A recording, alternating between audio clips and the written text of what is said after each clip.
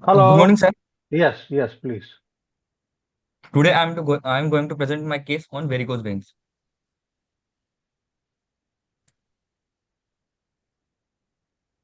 Continue.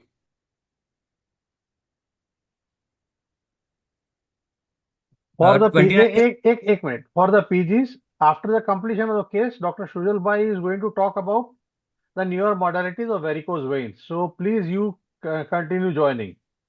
Faculties may leave after that, right? Continue. chief complaints. A 29-year male patient from Ahmedabad, laborer, presented with the chief complaints of dilated veins in the bilateral lower limb for 8 years and pain in bilateral lower limb, more on right side, for last 3 months. History of presenting illness. Patient was relatively asymptomatic before 8 years.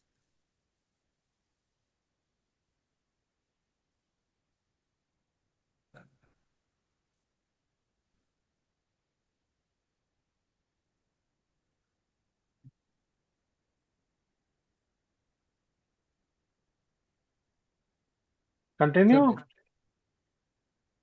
શું થયું? ક્યાં ગુજ પડી?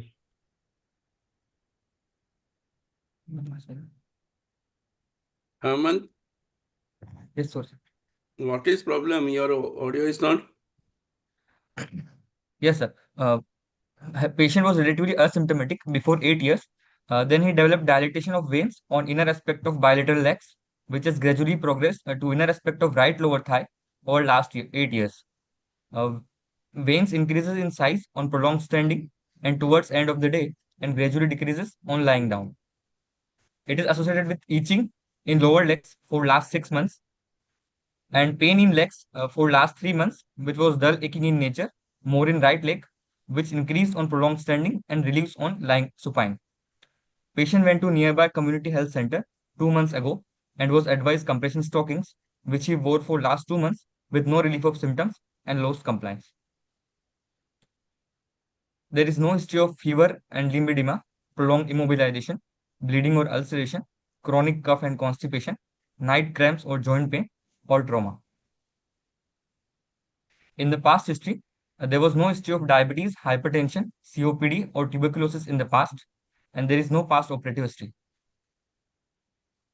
In the personal history, person has a mixed diet with adequate sleep, bowel and bladder habits are unaltered, and patient has a history of addiction of smoking for last 15 years with one bundle of BD per day and occasionally drinks alcohol 2 to 3 times in a month, and there is no significant family history.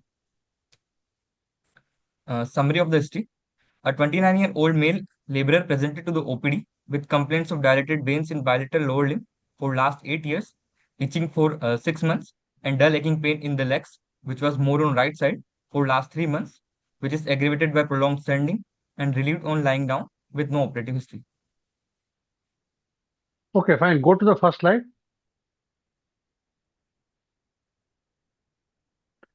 Good morning, Jailal sir. Jailal sir. Good morning. Good morning. Good morning. So the first thing. I'm available. Yes, sir. So shall we start, sir? Yes, Good yes. morning. Go ahead, sir. Go ahead. Yeah. So Good morning. my first concern rather about this chief complaints and ODP is very long of origin duration progress you have narrated 8 years. So is it okay? I would ask other panelists to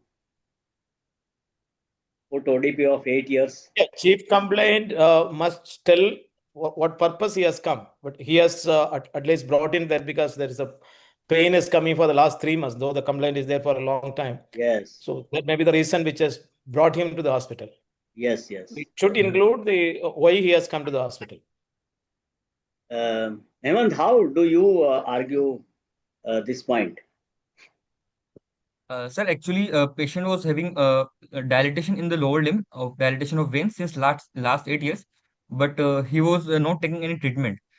And when the pain started, then he approached to the hospital. That is not the No, question. no. You are not getting the point. It is all right that he was may not be taking any treatment, but Patient, dilated veins whether they were symptomatic or asymptomatic. That is my question. So the point sir is trying to make is whether the patient came to you for pain in the legs or he came to you for varicose veins. Sir, he came for the pain. Yeah. Yes. So that is what he is Pain, trying to tell you, pain right? in bilateral lower limbs was there since last 3 months, Yes, sir. right? Why do you attribute this pain to the varicose vein? It may be arthritis, it may be some other thing. Huh. Why do you get pain in varicose vein? Sir, in the prolonged cases of varicose vein, when there is a subsequent increase in the venous hypertension, then in the lower limb, then that can lead to pain because of Is it due to the venous hypertension? What kind of pain it is? Visceral pain or a skeletal pain? it's a dull aching kind of. No. Is it due to the skeletal nervous system or is it to the autonomic nervous system? The pain is coming. Sorry, sir, I'm not aware. So it is a visceral pain, not because of the local. It's not a localized pain. It is because of the stretch of the vein. It is not on the late period of the varicose vein. Even it can have in the early period of the varicose vein. The sudden increase and the collapse. So it is it's not a localized. It is a dull aching, a diffuse pain. Patient cannot say this is the exact place where the pain is there. So there are few characters which you should have for the varicose. What are the characteristic pain you get in a varicose vein? One is the dull aching pain. What are the other types of pains you get in a varicose vein? So one is the dull aching pain, and in prolonged case, we can have cramp-like pain also Why? at night time. Why do you get a night pain? What is So the night reason pain, for getting night pain? mm, It makes so the because of patient wake up. It's in the night. Normally, what you said, a dull aching pain is long standing. In the evening, you get a pain. He stands for a long time. There's a pooling of the blood, so you get a pain. But in the yes, sir. night, why he gets a pain? In the daytime, your calf muscles are not working. At least the foot pump will work because he is standing here. But when you are Yes, sir. lying down, your foot pump is not going to work. It is flat. That is one of the most important pressure which push the blood. So there is a blood accumulate. Normally, the patient push on the bed or the wall to relieve that night pain. Yes, sir. So when you will get a pain, busting type of pain. So when a patient will develop a thrombophlebitis of the superficial vein. Thrombophlebitis. On the superficial vein, you get a busting pain. How much blood is going through the superficial vein? It is only 15% of the blood goes to the superficial. The majority of the blood goes through the deep system of vein. So this thrombophlebitis will not produce a busting pain. It is the phlebothrombosis or the deep vein thrombosis. You are going to get a busting type of pain because there's accumulation. As if it is going to burst, you get a pain. The fourth pain, you are going to get a claudication pain. Why do you get claudication pain in a venous system? By definition, the claudication pain, there should not be any pain at rest. Pain should occur on exercise and relieved on rest. So that is a characteristic features. How do you explain venous claudication? So when patient will walk for a certain distance, then if there is a deep vein thrombosis or the failure of the calf pump mechanism, then there cannot be When the deep the vein blood from the thrombosis, the pain may be there at rest also. Pain will be more on walking. So because entire blood is blocked. So this is not a claudication pain is not a feature of a deep vein thrombosis. It is always due to the post-phlebitic limb. After the deep vein thrombosis is resolved, recanalization taking place, which will not be very sufficient recanalization. It will be only a recanalization which is sufficient to take the blood on rest. On the rest, there is a blood supply is less. So that amount of blood will go back the vein which has partially recanalized or additional veins which has created. But when you are exercising, the more blood comes, which cannot go back by the recanalized vein. So there is congestion and you are going to get a pain. That is, so the claudication pain is of the post-phlebitic limb. Deep vein thrombosis produces a busting type of pain. When the foot pump is not working, you are going to have the night cramp. when the calf pump is not working or the foot pump is not adequately combination working, you are going to get just a pain for a long time.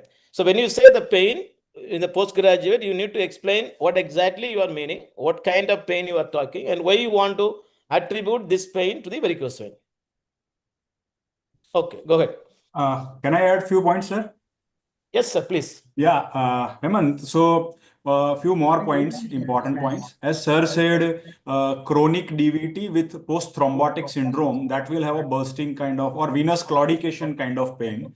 Patient feels pain when he walks because iliac veins are not well recanalized. So that is one important thing sir already mentioned. Second thing is called May-Thurner syndrome, where iliac artery is crossing iliac vein. It is not occluded or not thrombosed, but there is a stenosis. Physiologically, there is a resistance to the blood. So that May-Thurner syndrome can also present like left lower limb venous claudication. And then two more pain in the legs. If patient is about to develop venous ulceration and the ulcer producing that gaiters area may have pain when it is about to burst. And one more thing, lastly, when patient has significant edema, stage 3 of venous insufficiency, where all the veins are leaking, there is a fluid accumulation that can lead to this lower leg pain, which is congestive kind of pain due to edema. So you can just add these two things in your mind, right? Yes. Thank you. Go ahead. Hemant, one more question about history. You said 29-year male working as laborer. Can you elaborate on the work he's doing? Kind of work. Yes, sir. So, patient actually works at the construction site. He used to take bricks and for making houses. He used to works at the construction site. What is the clinical significance of labor or the work patient is doing for diagnosis as well as further management and the follow-ups? Significance of work. So these kind of workers are exposed to the prolonged standing, and another than that, Which kind they of can workers? Which kind of workers?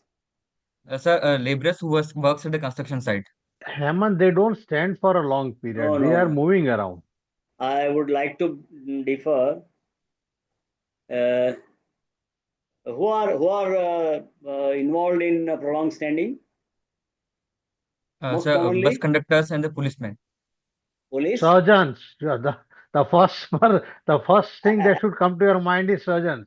I don't know. Yes. You don't have seen any of your bosses. They almost all of them wear stockings. Yeah, that's Working. rare to see a surgeon without varicose vein. Yesterday, I stand for 4 hours for one surgery, laparoscopy. Anyway, but it is conductors in the bus, and second you said police. Policemen. Police who? Which police? Traffic DGP? police, yeah. Traffic police. Traffic DGP police. or DCP will not be involved in prolonged standing, no? Yes. It is traffic havaldar. That should be very precise. Traffic havaldars are standing at the चौराहा के ऊपर खड़े रहते हैं ना वो. So they stand for hours together. So why this prolonged standing may lead to development of varicose veins? Sir, in prolonged standing, when because of the increased pulling of blood to the lower limb, and there is increase in the particular compartment pressure and the increase in the volume, that wall will rupture, and that ultimately leads to the rupture of subsequent walls at the till the foot, and subsequently the whole of the vein will be dilated. And Is Sujal it bhai the wants to venous comment. hypertension or is it the immobility which is important? Sujal bhai. Sir, sir, Hemant, you should be very clear that the venous return goes with the help of one is negative pressure by the lungs, and second is pumping by the calf muscles. The That you ankle should joint mention. movement and calf muscle pumping leads to normal functioning of the veins. So when the person is standing, the calf pump is not working, and that's why it produces stasis. Yes. It is not rupture of the valves always. Deep vein valve rupture is not common with anybody. It is either SF junction incompetency or perforator incompetency. Deep vein valvular reflux is a different entity, and just by standing, nobody will develop that. So your answer should have, it is because the calf pumps don't work when they are standing. and that would lead to congestive kind of issues in the leg. What is cough pump? What do you mean by cough pump? Sir, when person will walk, then No, I'm not asking you what working. We are Physiology. repeatedly using the word cough pump. Normal What is that? physiology of venous return, cough pump. It sir, in composes cough of pump, what? How many cough pumps are there, and it is made up of what? What is the sir, significance of the cough pump? Anatomy and physiology. Is it a direct sir, venous connection? sir, it's the connection between superficial and deep venous. So when the That is calf, called perforator. That is called perforator vein. When there is a vein connecting the superficial and deep system, it is called perforator. It is not called as a pump. Pump, it is not a direct connection. You have a sinusoid, the vein comes and then it is taken up. You have a soleal pump, you have a gastrocnemius pump. Which is more potent, which is more voluminous. So the pump mechanism is very important. As you said, the cough pump, is there any other force? Suppose somebody has a ejection fraction is only 30.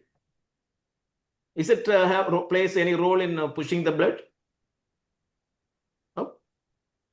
So the force with which the heart pumps, it also drives because it comes to the arteriole, then it goes. It is the pushing from behind and suction from above. There is a negative thoracic pressure.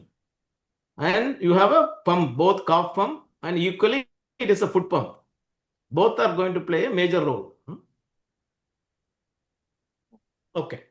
Next slide. I think Rathod sir, you asked him the significance of this person being laborer when you are managing the disease. Hemant, this answer is pending. Yes. That part we It's also very important. has forgotten. We have discussed the etiology, but management. Suppose you operate upon this patient and try to cure his varicose veins and all the incompetencies, then how does the occupation either help or do not help or act against? What are the chances of recurrence? What are the chances of similar complaints afterwards?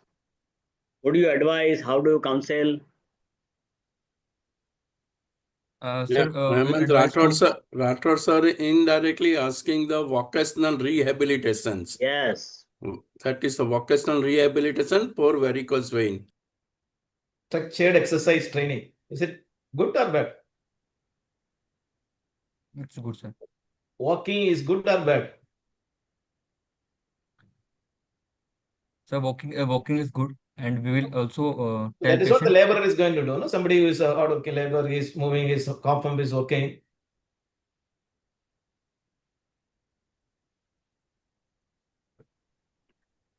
Okay, you must figure these are very important when you are planning for your surgery, whether you are going to go the ablative surgery or whether you are going to do the surgery which is the non-invasive procedures. All this plays a major role. So, Hemant, what you should understand is when you are offering any conservative treatment, for example, stockings and all, these patients won't be compliant and comfortable wearing stockings and doing work. So, if it is possible, if you are able to treat them completely with your any kind of surgery, be it stripping or laser or RF or whatever you say, if you are able to give them a full result, you should offer them because their long-term compliance won't be good with conservative care. Right? And you should also think that whatever you do in venous case, patient has to come back for follow-ups, right? So that counseling has to be there from the beginning itself. And these patients are very difficult for coming back. So as a surgeon, you should think of long-term when you are offering any surgery, right? And your patient is very young patient. Yes. Right, go ahead. Next slide. In the PRM sir, તમે join કર્યું છે? Would you like to ask anything? મને કદાચ No, દેખાય no, ત્યારે. just now joined. Okay. Good morning, Jailal sir. Good morning, Nice good morning, seeing sir. you. Nice to meet you. Yeah. Good Nice, morning. sir. Good morning. Good morning. Good morning, Gunwan Bhai, Jayesh. Please Morning. continue. I'm just joined. I will be for a while because I have got some social function in that. Okay. Only one thing I want to ask Hemant in your previous slide, please. Last sentence, patient went to nearby community health center and was advised stockings. Any comments on this? So for what symptom it was prescribed? Is it for a pain or? Yes, sir. It's for the pain. So pain was not subsiding. Yes, So sir. what could be the reason? Is it the improper stockings or improper way of application, or the stocking itself is of no use in treatment? Which stockings you will choose? Sir, so, grade 2 compression stocking, sir, for the below knee or above knee. So if it is properly things, and do you think the pain will not subside? Sir, it may be of not of it may be not generating proper pressure, sir, like loose or tight. Usually, Or the Hemant, patient is not wearing them properly. yeah, stockings, properly given stockings will help in relieving symptoms if it is classic superficial venous reflux. If it is And And- secondly, sorry. Please, sir, continue. So the thing is, going to a CHC, a labor class, stockings are really costly affair. So that is, I doubt if he was really prescribed stocking or he was prescribed elastograph bandage. And the bandage with a labor class, it is difficult to manage. I think stockings are a little around 2,000 rupees is a pair of stockings. Shujalbhai, if I'm not wrong, Yes, sir, yes. right? and it should be tailor made to his. They were to Yes, measure sir. the size, cuff, everything. Then only it will be properly applied. Otherwise, the routine stockings may not be of good use. Exactly. It starts from 750 to 10,000 or more even. Yes, yes. So one thing is cost, and second thing is compliance in the sense of wearing and tolerating it. I have observed in my clinical practice that most of the patients they very badly tolerate stockings, and even if they have spent money, they stop wearing it after some time. Hemant, Yes. it is class 2 compression, not grade 2 compression. Grading is for venous reflux. For compression, class 1, 2, 3, 4. So just try to do that, right? Okay. Especially in the Indian atmosphere where it is really hot, it's Yes, difficult to wear stockings. difficult to wear. Yeah. Okay, continue. Next, negative history. Why you ask about history of lymphedema and fever? Sir, fever in a case of varicose vein can indicate two conditions.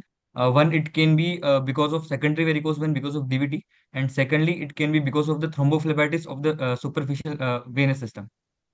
And sir, lymphedema, it just signifies the complication of varicose vein, which can leading to the lymphedema. Which lymphedema? Sir, What, lower what, what do lymphedema you below mean? the. What do you mean by limb?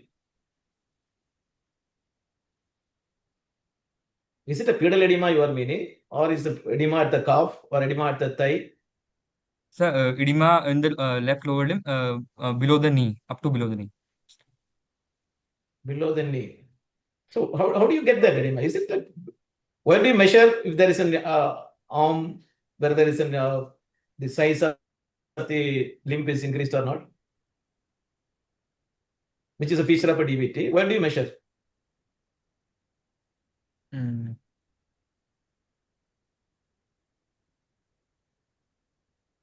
Sir, in DVT, we measure the lower limb after when we start the treatment for that, so that we can There is see a for the. point that you must find the tibial tuberosity, 10 centimeter below. That exact point you need to measure, compare with the opposite limb. It is not we are going to mean about the pedal edema, which is there in many other conditions.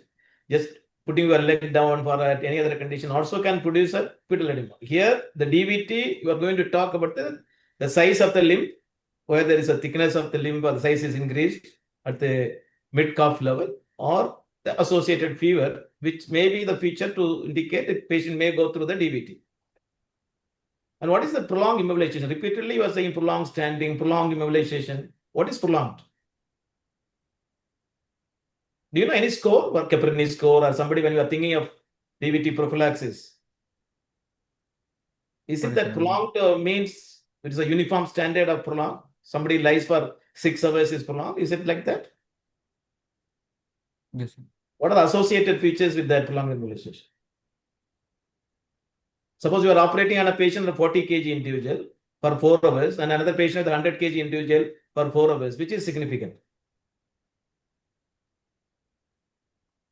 Sir, the patient with the increased weight is more significant. So there is an increased weight, and the surgery, is it in the pelvic surgery you are going to do, or whether just a thyroid you are going to do? So a lot of things that can't just postgraduate just say that this is a prolonged embolization. How much is a prolonged embolization? What is E thrombus? Sorry. Travelase thrombosis. Even just 6 hours of flight can make you get a thrombus embolization. So embolization is a word which has to be used with a lot of caution. It is not meaning that somebody lies down for 4 days, 5 days in the bed. So that is what is not a prolonged. Even somebody sitting in the laptop for a long time, idly, not moving limbs, they are also more prone for developing the malignancy, the thrombosis. Hemant, have you asked history of hospitalization when you are asking immobilization? Yes, sir. I have asked it. So how is it different from prolonged immobilization? Sir, prolonged immobilization can happen in hospitalized and non-hospitalized patient also. But in hospitalization, the patient is also having some other complaints and other symptoms. So what sir wants to say is prolonged immobilization is very improper description. Do you understand? What is important is which are the factors which will cause deep vein thrombosis. That is the basic idea behind your asking this question. So if patient gives any specific history, it becomes very important. How does the prolonged immobilization affect your diagnosis? Suppose patient gives history, I've been hospitalized for fracture for 3 months. Now patient has come with the varicose vein. How does it affect your diagnosis and management? Why it is important to ask this history? Sir, if there is a history of prolonged immobilization with hospitalization, then the patient is at risk of developing the deep vein thrombosis. And in that case, we will not do surgeries for varicose vein. Now he Suppose has coming with patient the gives varicose vein. The post DVT coming with the varicose vein. So we will advise conservative management. We will not go for. okay, suppose patient gives history, I had a hospital before 2 years. Now patient comes to you, will you operate or not? I am asking you how will it change your or affect your diagnosis. Management comes later. So there is a concept of primary varicose vein and secondary varicose vein. Do you understand? Yes. So when you reach your diagnosis in a primary varicose vein, it is a congenital paucity of valve, this, that, prolonged standing and what you are saying. In a secondary or the varicose vein which occurs after DVT, it's a different thing where the chances of incompetency of perforators is much more common, and there is a presentation is also different. Will the sirs will discuss when you come to management. So keep this in mind. If asking a question is not of any significance, why do you ask this question? Why did you ask immobilization? Why do you ask hospitalization? The point is that there may be a DVT in a past and now the patient has got varicose vein. It is likely the DVT is a cause of varicose vein. Understand this point, which is very important. In that case, management is different. Srujal will tell you later on. Please, sir, continue. Can a DVT produce varicose vein? Yes, sir. How? Sir, in DVT, the blood flow from superficial to deep venous system will happen, but it will not go to the heart from the deep venous system. That will ultimately lead to the uh, increase in the venous hypertension, and that will lead to increase in severity of varicose vein. Venous, we are not asking severity. How it produce varicose vein? Sir, Patient because has of DVT. SAR says after DVT he will develop a varicose vein. Majority of the people are developing varicose vein after the DVT. And how the process start? Pathogenesis from DVT. sir, because of obstruction in deep vein, there will be increase backflow and the increase in the Why should it back flow? It is a thrombosed blood, no? DVT means it is a thrombose. It cannot flow either forward or backward. So DVT will stay for lifetime once the patient develop DVT? Permanent. Is it permanent or not? No, sir. So So what what will follow? happens? So there will be in recanalization veins. Which one? What is that called? Sorry, I did not understand. The recanalization of veins. Recanalization. So that's what the sir is asking. How does the recanalization affect?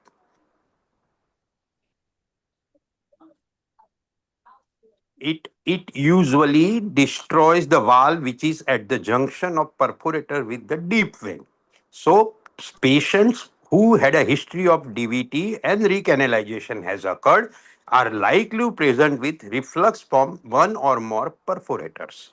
And that is the cause of varicose vein, where the presentation is different from what is presentation in varicose vein de novo without history of deep vein thrombosis or similar. Please continue. Sorry, it's okay.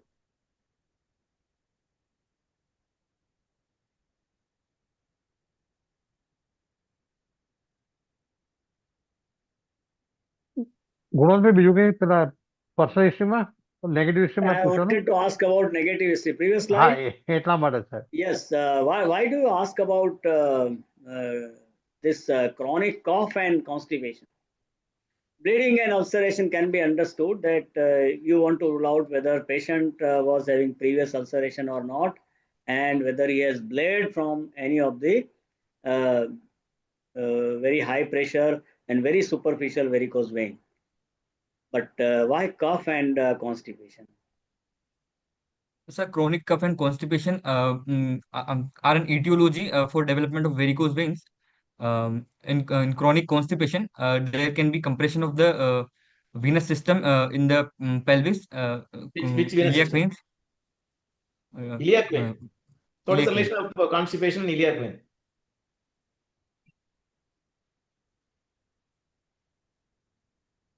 So, how many percentage of patients of cough and constipation varicose vein develops? So this is all what we in the undergraduate period, all that we said. Yes. But you must be, whenever you are putting, you must know what exactly you are using, why you are want to use. If at all you say that you are looking Is it really a common factor for varicose vein which predisposes and actually develops varicose vein in patients who are having cough and constipation? Because cough and constipation is very common in the society otherwise also, but varicose vein in those patients are not very common. It rarely occurs just because of constipation and just because of cough. Hemant, I would answer it like this. They are not directly leading to Yes. genesis of varicose vein, but if somebody has deficient valves and varicose vein, the aggravation and progression would be faster. So that is a suitable answer, right? And whenever you are answering this question, it should come like chronic cough and constipation leads to increased intra-abdominal pressure, like in Valsalva, and that will lead to increased venous reflux. Constipation will not lead to iliac vein compression and then varicosities. That's a wrong thinking. So just change it, right? one of the concept now we talk is all related to the collagen disorders. Yes. So when the cough, now you say the elastase and antitrypsin, there is a mismatch, and the collagen, the same mechanism is going to be there in the veins also. If there is generally the veins are going to be damaged. That's all very, very far-fetched vision or idea you can describe, but not straight away put as a chronic cough and constipation. A simple question, and suppose a patient, you are as a casualty patient comes with the bleeding from the varicose vein, what do you do? Sir, I'll ask. I'll elevate the limb from which the bleeding is occurring and will apply compression You will apply compression where? at the bleeding site. Because I have seen one of the patient who was applied tourniquet at the proximal level. Is it advisable? Very simple question. Just to say, very simple, just to stop bleeding. Someone has Why are you thinking?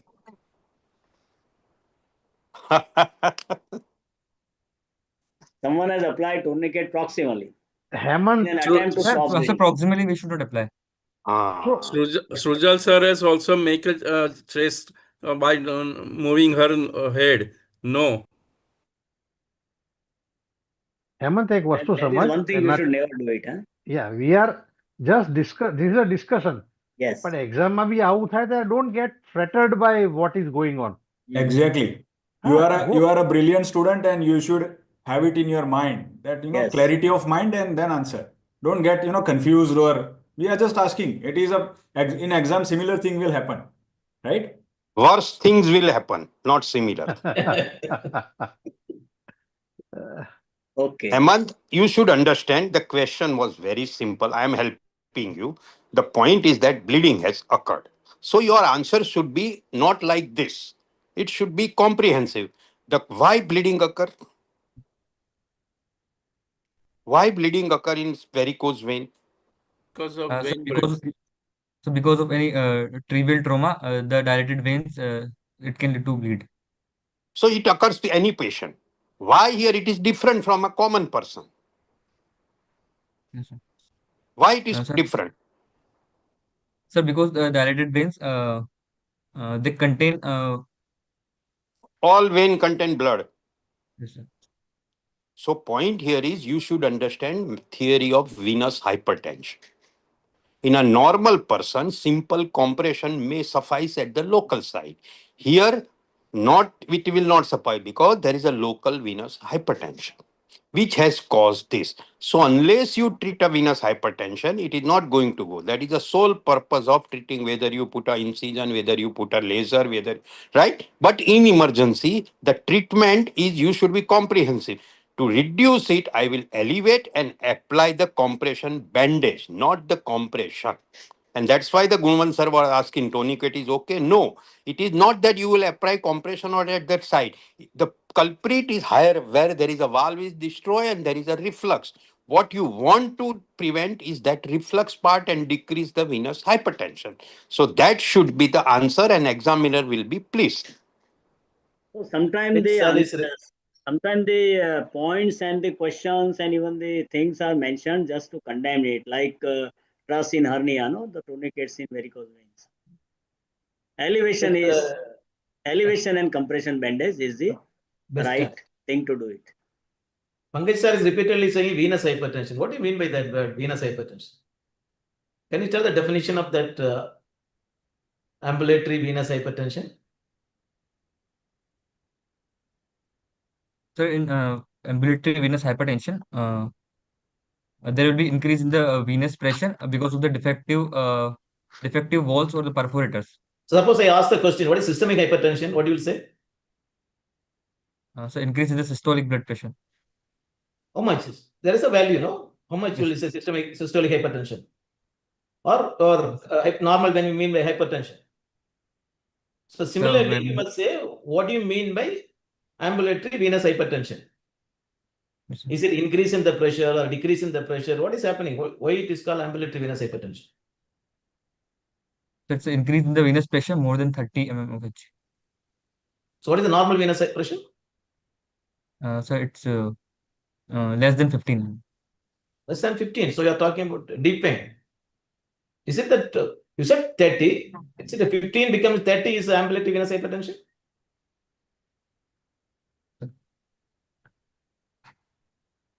So the venous pressure, hydrostatic pressure, how much? It is normally the hydrostatic pressure depends upon the length, the column of the blood. It is 100. When you are walking, from the blood goes from the superficial deep system. So the pressure comes down to less than 30. So ambulatory venous hypertension, inability of the coming down of the venous pressure to 30, but it remains high because there is a backflow is there. So that is ambulatory venous hypertension. It is not 15 becoming 50. It is normally it's 100 on a standing column of blood which moves deep down. So it must come down on walking to 20 to 30.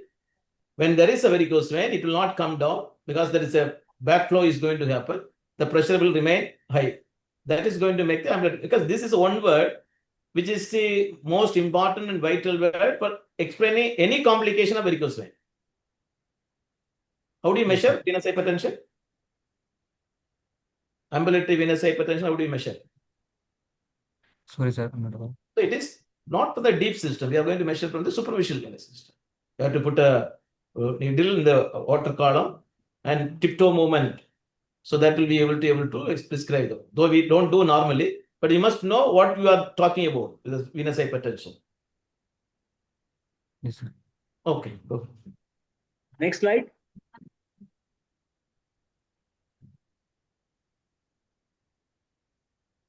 Okay, next.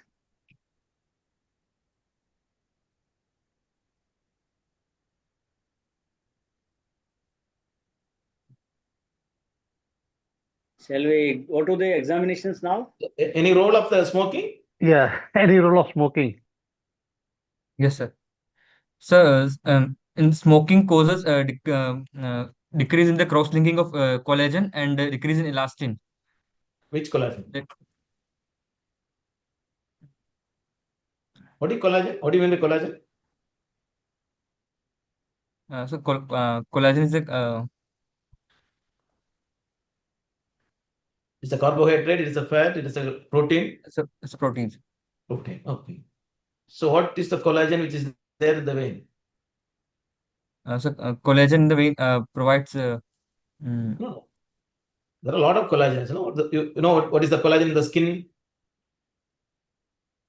Type 1, type 3 collagen. We're not studied. Okay, good. Sorry. Go ahead. Is it runs in the family? Varicose vein. Yes, sir. Varicose vein. What is the familial condition in varicose vein? Because he's a young child. You must be. Yes, sir. What are the familial condition which runs in the family in the varicose vein associated with varicose vein? So, any mutations in the No, sir is protein C. asking any syndromes. Sir is asking any syndromes with varicose vein Syndrome running or in disease or condition? Have you heard anything?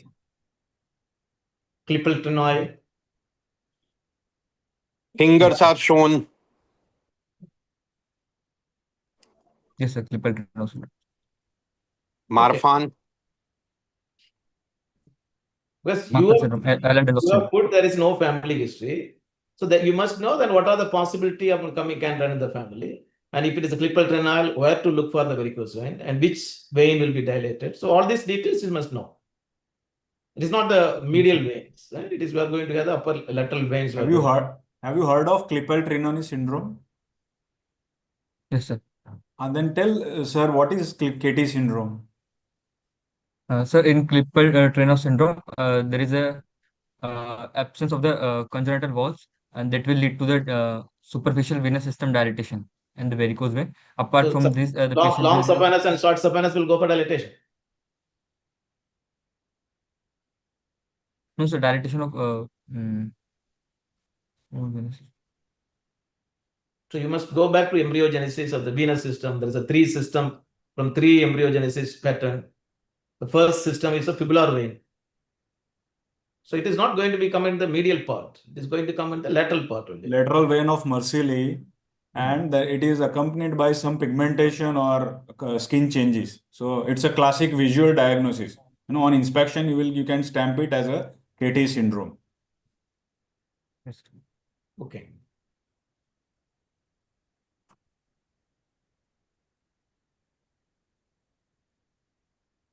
Okay. Examination.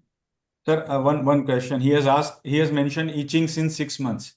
Hemant, what is the cause of itching in varicose vein? Sir, in varicose vein, there will be increase. There will be hemoglobin concentration, and that will lead to the breakdown of hemoglobin to the So where the biliverdin. hemoglobin breakdown happens where? Sir, because of extravasation of blood in the vein. Why Because of extravasation occurs? Why extravasation occurs? So we always want not a telegraphic language. You must say, but when the PG is present, you must say comprehensively, you must answer. Is there any role of ambulatory venous hypertension there? Okay, you said hemoglobin is breaking down? Yes, sir. Hemoglobin will break down into biliverdin, and because of the macrophages, and that will lead to the itching at the local site in the So lower it limb. is biliverdin deposition. Yes, Hemosiderin. sir. Is it a jaundice or Yes, have you observed hemosiderin. what will be the color of that pigment? Is it a black or a brown? It's a brown. Brown. Can you get a black No. pigmentation? Yes, sir. Due to what? So in the skin will have a black pigmentation in these varicose veins. So the more accepted pathogenesis now is hemosiderin is one, but this is not the first thing. But more of melanocyte stimulation and production of the more melanin pigment. So in the mechanism, you have the melanocytes are also stimulated. So they are going to produce more melanin, and that causes the pigmentation. That is the cause which starts with.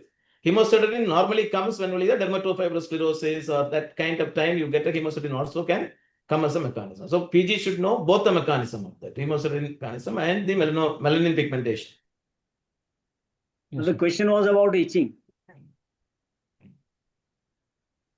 Yes, sir. Because of there is increase in the local inflammation that will lead to increase in the neutrophils and the inflammatory mediators that will macrophages and the mast cells that will lead to itching in the local site. Okay.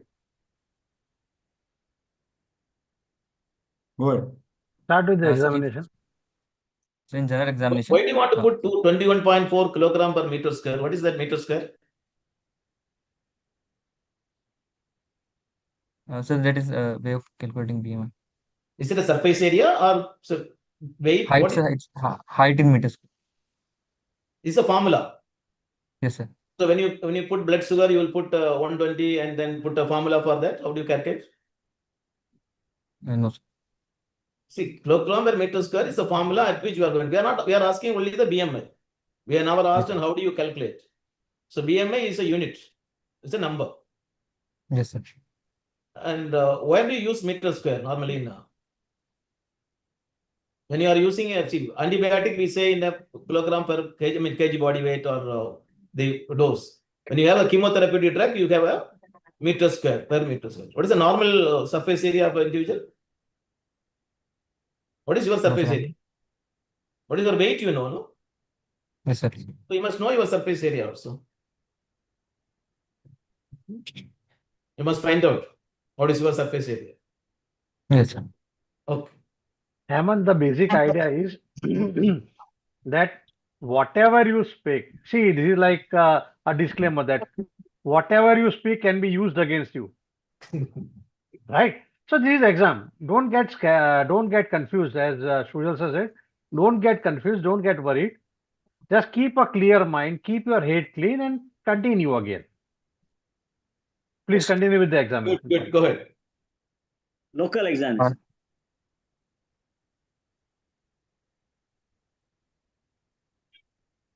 And we'll stick to Sir, one side. We'll stick to one side only. One Only side, left, right? Okay. Left. So on left side, the patient has multiple dilated tortuous veins over the medial aspect of Can we leg. see the up to- photograph simultaneously? Clinical photograph? Okay. Carry on speaking. Yes, sir. Sir, there is a dilatation of veins and the medial aspect of the lower leg up to the knee joint, which is associated with blackening in the lower limb just above the ankle joint. There is And, blackening there. What is the blackening? So in the left limb, there is black. So that is the black in color. Probably I have to check my vision. It looks like brown. Little bit darker, not black. Huh? Yes, sir. Anyway, go There's on. more- Describe Anyway, it. continue, please. You just tell your observation. Don't go by the birds which are set in our books and set in our this. You open your eyes, see that what exactly there. Just describe that. Then you will be always right. Yes, sir. Okay, go ahead. Sir, there is a dilatation veins up to the knee joint, and there is an increase in the pigmentation in the lower limb, just above the elbow joint, in the medial aspect. There is associated increase in the pigmentation of the foot also. And sir, the in the thigh there is no dilated veins. See. There is also bleaching is there, no? The foot, some area has become hyperpigmented. Yes, sir. So that you are not looked. And you are carefully looking only that's the pigmentation. Huh? I'm able to see some area there is only totally it is white. Hemant, which veins are dilated?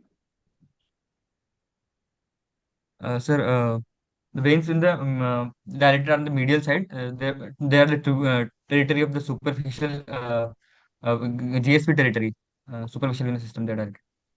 So it's not, you should answer in detail when you are describing inspection. You should narrate comprehensively. There are multiple bunches of dilated veins. It's not only one dilated vein. There are multiple channels and bunches of varicose veins which are visible right from the knee joint up to ankle. And there are color changes also. As sir has marked out, there are bleaching as well as darkening, and the garter area is little bit constricted. See, gaiter area is little bit constricted, and that is also showing brownish discoloration. And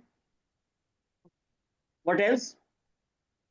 And some areas of What are these scar hypopigmentation. marks and punctate these things in the middle to middle 1/3? Yes, sir. In the middle 1/3 over the shin Yes, of there tibia, is there is a pigmentation. hypopigmented. Not hypo, it is punctate pigments. Actually, sir was referring to melanocyte or blackish pigmentation that is there. Okay, what else? What about lateral side, lateral surface and posterior surface? Can you show it? Yes, So sir. this picture you have shown great saphenous vein is there. Where the great saphenous vein starts? Previous picture you just showed me. Yes. Where the great saphenous vein starts? Show it with the marker. Sir, Show it with your marker. Sir, in the dorsal venous arch on the head Show of the me metatarsal, there is that leg, next leg, that leg, right side leg. sir, in the head of Where metatarsal. the great saphenous vein starts? Sir, here from the head of the metatarsal. Oh, great saphenous starts from there. You are saying about any arch? Yes, sir. Sir, there is a dorsal venous arch on the medial from the medial aspect of the dorsal venous arch. The GSP starts and it runs in front of the medial malleolus, medially medially GSP do in not the. start there. So where do you get the posterior arch vein and where do you get a great saphenous vein? Which starts anterior to the malleolus or it starts posterior to the malleolus? The GSP starts anterior to the malleolus. But you are showing it not anterior to the malleolus, no? Sir, from here. So I'm able to see the even lower down up to the foot. The veins are dilated. Yes, sir.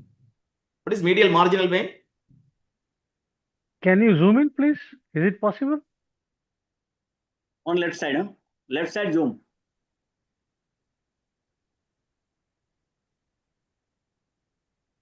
Okay, we don't go deep Not into an it like issue. this. Not an But if issue. you say it's Continue. great saphenous, is okay. But you must know it is not the great saphenous vein, it's a problematic vein at the lower end. It is the most of the perforators connects only with the posterior arch vein. So the dilatation, what you normally see will be the posterior arch vein than the great saphenous vein per se. Yes. Okay, go ahead.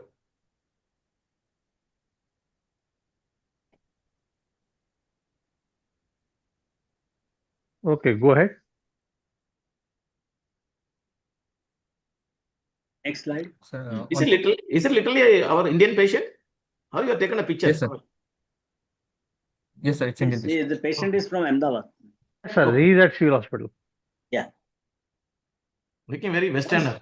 Once again, can you show me your slide of inspection? Previous. No, slide. Previous. Yes.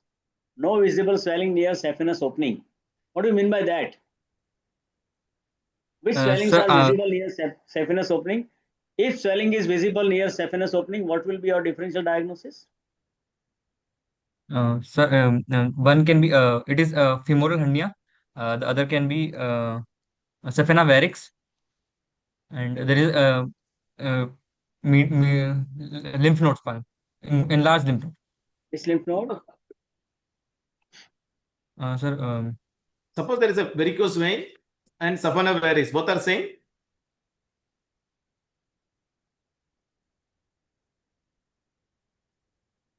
no, sir. So how do you differentiate? Is it when you use the word saphana varix? Saphena varix is a dilatation of veins around the SF junction. Multiple dilated veins around SF junction. How will you differentiate from femoral hernia? You said femoral hernia.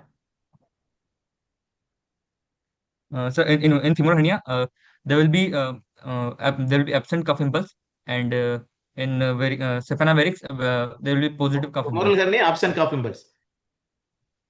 Yes, sir. Why? Cuff So impulse because if is the cardinal sign of any hernia, isn't it? sir, because in femoral hernia, yes, sir. So our question will now go. Okay, go back and read. And what is the difference? How to differentiate saphana Yes. varix? How to differentiate femoral hernia? And go ahead. Okay.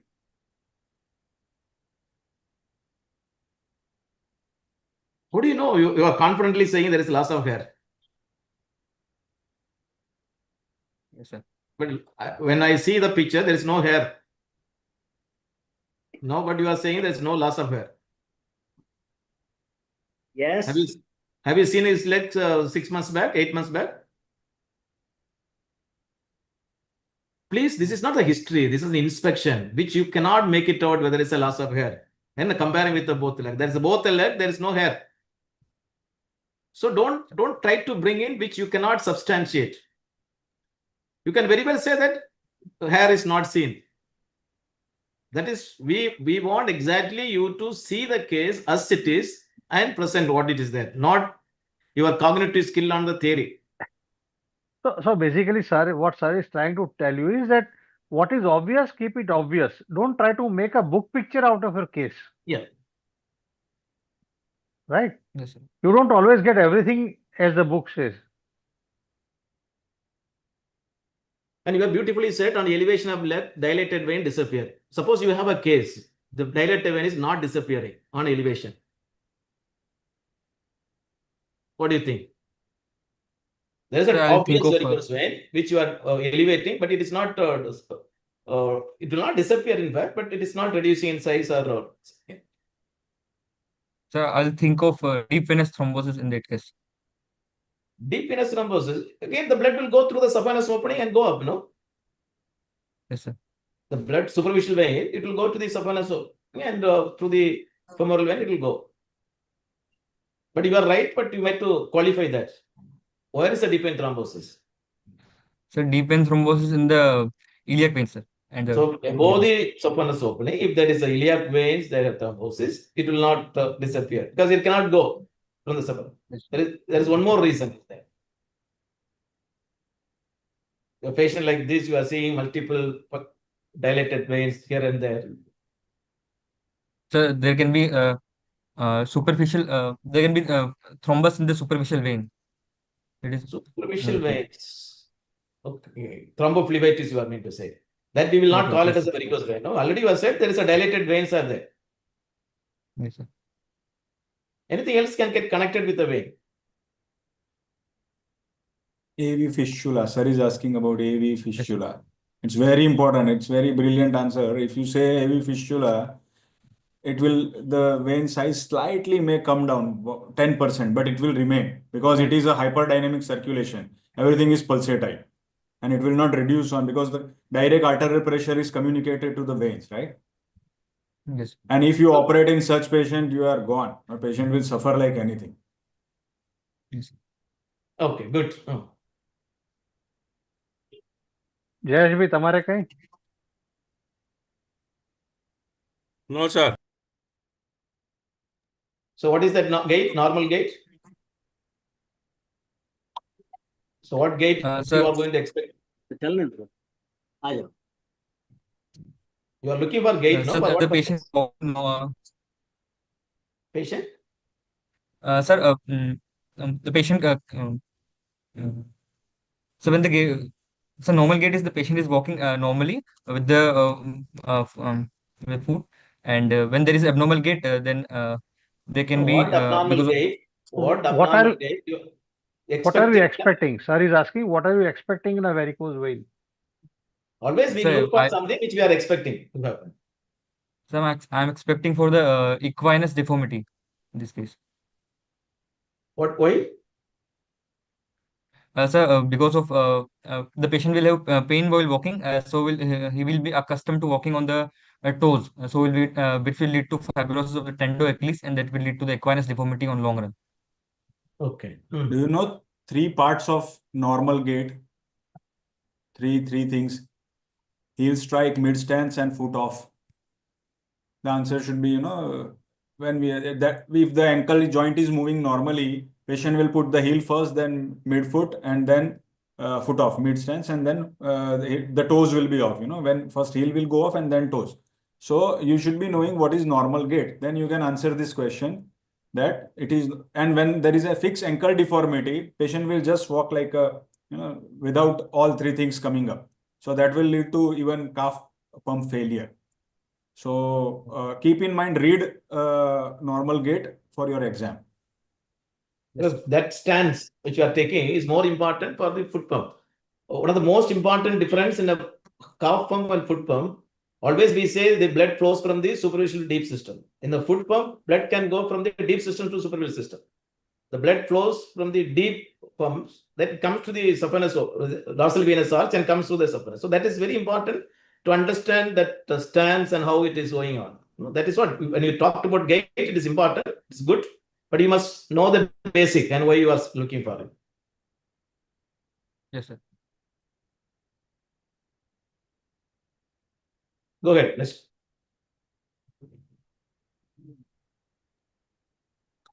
Are you sure? Sir, Previous picture, he has no flat foot. yes, Previous, sir, no flat. He show me has the flat picture. foot. Previous slide.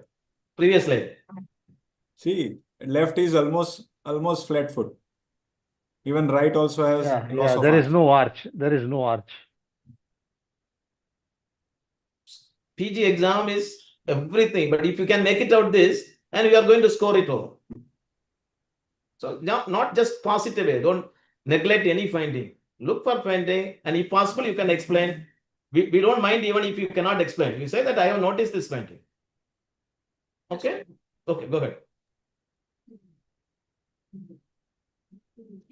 So on palpation, temperature was normal and there was no tenderness, no palpable inguinal lymphadenopathy, no swelling around SFJ.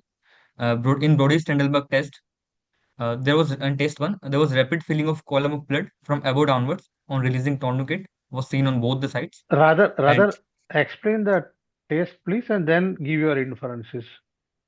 yes, sir. Sir, in Brody Trendelenburg test, there are two parts, the part one and the part two.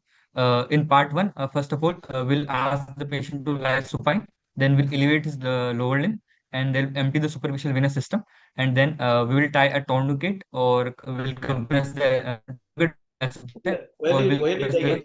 the help. Where do you ligate the tourniquet? Sir, just below the SF, sir, just below the SF junction. How do you identify a subjunction? Sir, anatomically, SF junction is located approximately 2.5 centimeter below and lateral to pubic tubercle, below the cribriform fascia. How will you identify the pubic tubercle? Sir, first of all, we'll identify the pubic symphysis, that's the midpoint, and from there we'll go laterally, and the first bony prominence, that will be the pubic tubercle. What is Bailey Law also gives a beautiful explanation. Where is the saphenophumeral junction? Sorry, sir. Bailey Law gives a beautiful explanation. Where is that saphenophumeral junction? All this identifying the pubic tubercle is always also difficult. No clinician will go and do that. What Bailey, you feel the femoral artery. Always feel the femoral artery. And if it is above and lateral, you are the deep inguinal ring, and below and medial will be your saphenous open. It is not very, very deep. It is very just below the crease line, you are going to get a saphenous vein. So the best way is feel for the femoral artery and Yes. then identify the saphenous junction. Not this cumbersome of pubic tubercle or that. It is a really tough job to find out the pubic tubercle. Okay. And what is the tourniquet used? Sir, I've used a Foley's catheter as a tourniquet. Foley's catheter. Is it acceptable? What is the definition of a good tourniquet? It should be elastic and it should be flat. Yes, sir. You cannot use a rope or you cannot use an IV line. You cannot use a Foley's catheter. It should be a flat surface. So in the examination, you should bring an appropriate tourniquet to the exam. Yes, sir. There is no indication. I have never read Foley's catheter. One of the indication usage of Foley's catheter is tourniquet. And right test. Yes. Okay. So, sir, I've used bandage in this case. Bandage is not elastic.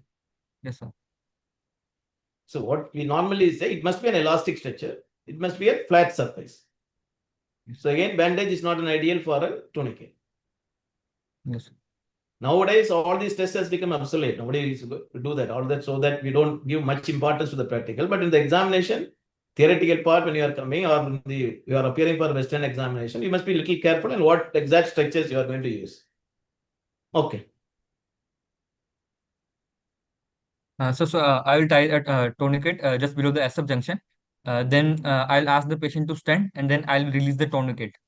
And there is a rapid filling of column of blood from outward onwards, indicating a positive test, and that is indicating a SF junction incompetence. In your case, And yes, sir. you are noted. Sorry, You are noted. Obviously, there is a in the thigh. The Your saphenous- case. yes, sir. Your case, what is the result, Yes, sir, sir. is asking? So it is positive result.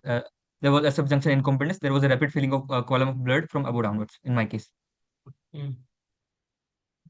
Then in test 2 will this initial steps are the same, and after tying the tourniquet will ask the patient to stand, and then we will not Why do you want to put a tourniquet below the saphenous opening? Why not at the saphenous opening? sir How many saphenofemoral valves are there? so this one only. Only one. Yes, sir. No, saphenofemoral has two valves. So go and read anatomy of the saphenofemoral valve. Okay. Yes. So in this case, then I'll ask the patient to stand, and then I'll not release the tourniquet, and will wait for approximately 1 minute. And in this case, I have seen that there was filling of blood from below upwards on releasing the tourniquet, or not releasing the tourniquet. That is part 2 is also positive, also suggestive of perforator incompetence in my case. So how you do the multiple tourniquet test? How many tourniquets you use? Sir, I have used 4 tourniquets. 4 tourniquet. So which tourniquet you ligated first? Sir, I ligated the after reducing the vein, I have ligated.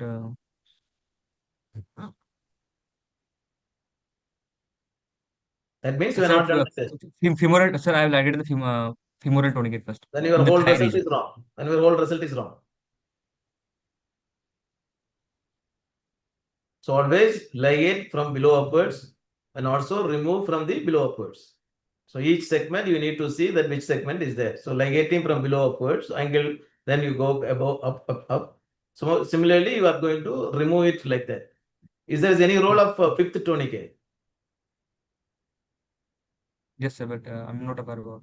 So when we were on to saphenopopulatory junction, also too in a postgraduate you are examining, it is most of the time it can have a difficulty in a saphenopopulatory also. So if you are a good want to interest know about saphenopopulatory, you can use a fifth tourniquet. Otherwise, you are justified in saying a fourth tourniquet.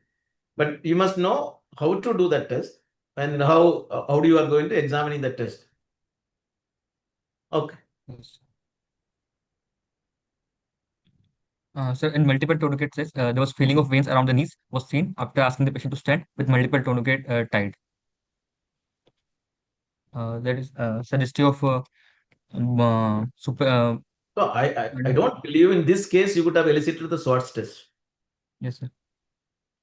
If your vein is so much of tortuous, so much of a small packet, it is very, very rare to elicit a Schwartz test. So what is your Schwartz test? Sir, in Schwartz test, if there is a dilatation of veins, then I will keep my one finger at the SF junction, and from the another finger, I will tap on the varicosities, and then I can feel the pulsation in the at the SF junction. So why sir is asking you, Because telling that this you won't be able to elicit? We just go to the picture. Go to the picture. So where is that with a single column of the blood you can see? So yes, sir. much tortuous. The blood, the There is a- tap cannot go through this multiple and reach that you are up to the region. Straight column Schwartz has to be test, there, right? Yes, sir. Schwartz test denote there's a single column of blood. The walls are there is a single column. And need not even go up to the saphenophumeral junction. You can see that the maximum where the obvious vein is seeing, you can keep your finger and tap it down. Okay. Go ahead. So there was impulse was felt at the SF junction on cuffing on the right side, and in the modified Patti's test, I was negative on the both the sides. Only impulse, no, nothing else, no thrill or something. Yes, sir. Thrill was also there.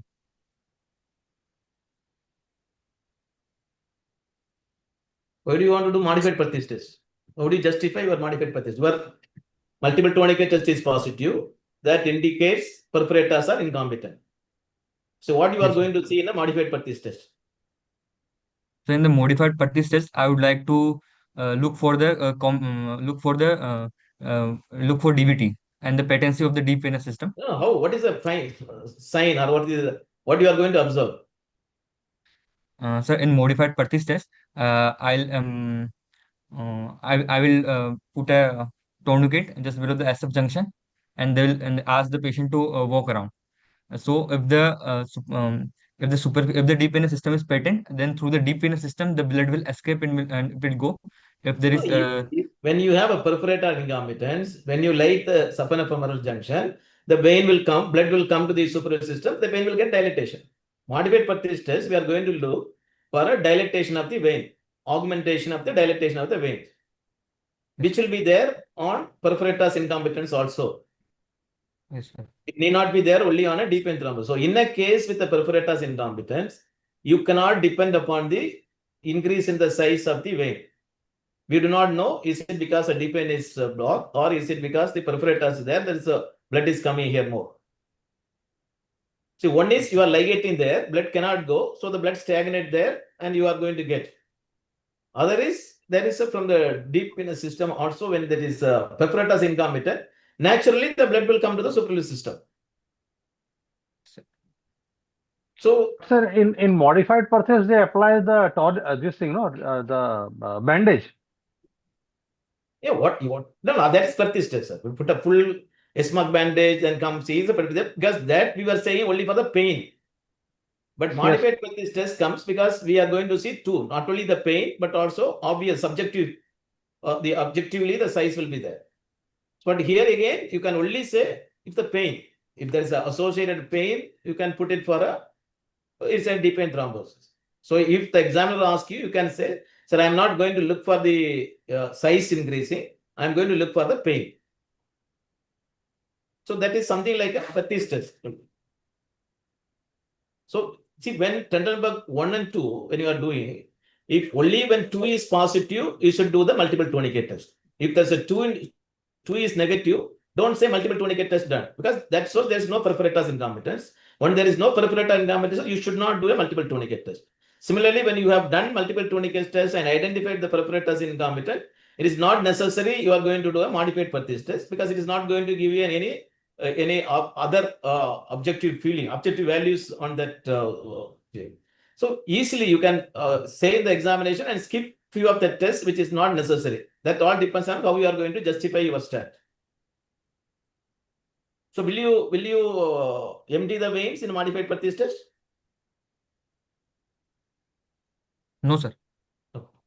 So this one test where you should not empty the vein. As such, the vein is there and you have to ligate and ask the patient to walk.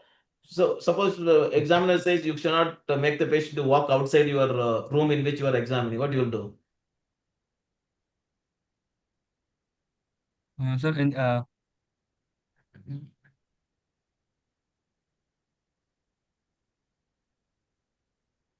So it is equal the tiptoe movement. yes, sir. If you are making the patient to do the tiptoe movement, it is equivalent to the walking. So most of the time, you will not allow you to make the patient to walk outside and go ahead. So you can do the same thing, the tiptoe movement, and you can do the modified purpose test. Go ahead. And sir, Sujal bhai, bilateral any lower limb. comments? Sujal bhai, Ratu Sahib, any comments from your side? Okay. It's fine. We don't do all these tests in private practice and let him continue. Right, sir already said. Yeah, okay, continue. Right, right. I'm very much surprised to see you have done an auscultation also. Where did you auscultate? Sir, I'll auscultate in the region of dilatations. Where are the dilatations? What you heard on auscultation? Sir, I would like to hear if there is any murmur present or not. Why do you get a murmur at the vein? So if there is any murmur present, then Will you get a it is murmur on a vein? yes, sir. We can get in case of AV fistula. AV fistula. Bruit. It's not murmur. Huh? That's a bruit. It's Yes, sir. bruit. So please try to avoid unnecessary thing. You can say I am not going to make any finding because you never said anything about the AV fistula. No, if there is definitely we will ask you to auscultate at the site and looking for the bruit. Yes. But not on a routine vein. We want you to go and put your large strength and see whether there is a murmur is there.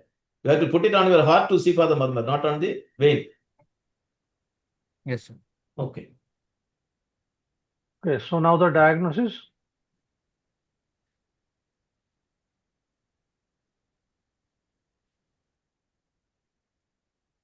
So yes.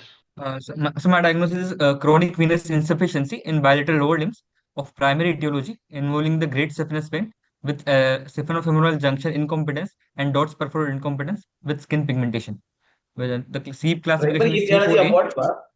No. Primary etiology for chronic venous insufficiency or varicose vein. What is the primary etiology for what? Sir, it's a primary cause. Sir, when there is no any other no cause identified for the varicose vein, then it is called the primary varicose. There is so much there. You are having chronic venous insufficiency. That always says it is a deep and post-phlebitic limb. So here the post-phlebitic limb is the cause for the varicose vein. It is always a secondary varicose vein. See, when a patient comes to you with a long-standing varicose vein with no cutaneous manifestation or no much of perforator incompetency, then you think of a primary incompetence. When you have a patient like this, as in your language, there is a lot of pigmentation with a multiple varicosity, primary, it is always, most often it is due to the post-phlebitic limb. So here also you are saying it is a chronic venous insufficiency. When you say chronic venous insufficiency, it cannot become a primary etiology. Sir, I would slightly differ here. When we label it as a chronic venous disease, in advance primary venous insufficiency also, patient can present like this. So it may not be always a deep venous thrombosis. There can be a component of deep venous reflux, but we don't find always DVT in all such patients. So, and still it can be labeled as chronic venous disease or chronic venous insufficiency. What is other causes, sir? Commonly? Sorry? No, what could be the other reasons? I mean, there's nothing that without deep vein thrombosis. Primary insufficiency, SF junction and perforator incompetency will present like this. It is primary. Basically, it is primary. So there is no secondary reason, as he said. Right. But okay. Very less for multiple varicose vein and the cutaneous manifestations. Yeah, less likely due to chronic effects of venous hypertension patient might present. And we always should suspect a DVT or old DVT in such cases because it is more common in deep venous problems. Yes. But very rarely it can present in superficial also. Okay, sir. Rahul sir, Okay, go ahead and describe the CIP classification for this patient in detail. Yes, sir. Sir, no, first, I'll see the clinical classification for this patient. That is the C4A. That is a C4A is the edema. That is the sir, in the C4. Edema Yes, and sir. no, pigmentation. classify also.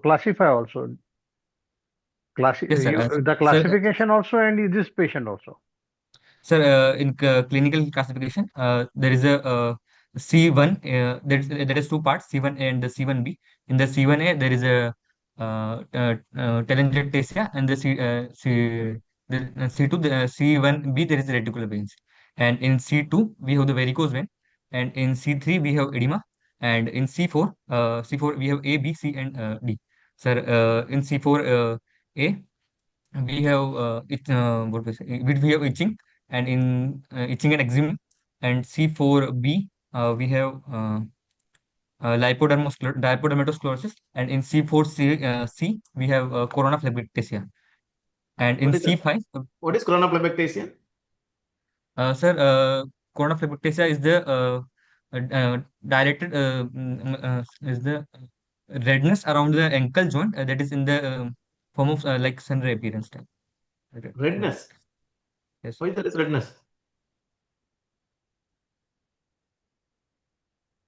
We are talking about it. This all comes to the varicose veins, you know, Yes. not with the your associated redness and your atrophia blanche. Yes, sir. There is a trophy blanche. There is an area of hypopigmentation with surrounding edema and redness. So that is atrophia blanche is 4B and chronophlebectasia is 4C. And what is the mechanism, pathogenesis, and which is going for like loss? Okay. And sir, in C5 there will be healed venous ulcer, and in C6 there will be non-healing venous ulcer. What is C2R? So C2R is the recurrent varicose vein. Hmm. And sir, in etiology, we have the primary cause of if there is a primary etiology, we have primary and secondary if there is an identifiable cause, and ENP if there is none of this. And in anatomical, we have the there is a defect in the superficial venous system. It will be AS, and if the deep, it will be perforator incompetence, that will be AP, and if it is both perforator incompetence and the SFJ incompetence, it will be ASP. And if there is no cause identified, that is AN. And if in physiology, we have obstruction, PO, and you have reflux, that is PR. Usually, when there is class 2 present, you write as a C2, comma 4A. So, whatever is present, you have to mention in C, particularly in C part, clinical part. It's not only 4A, it's Yes. C2, 4A. Yes. What is the dots perforator? So, Dots perforator is the perforator which is present above the knee joint. No, it connects what and what? Uh, so it connects GSV with the popliteal vein. Dots perforator. Yes, sir. It is in the popliteal fossa. Yes, sir. So you look for dot perforation in the popliteal fossa? GSP do not go to the popliteal fossa at all, no? Yes, sir.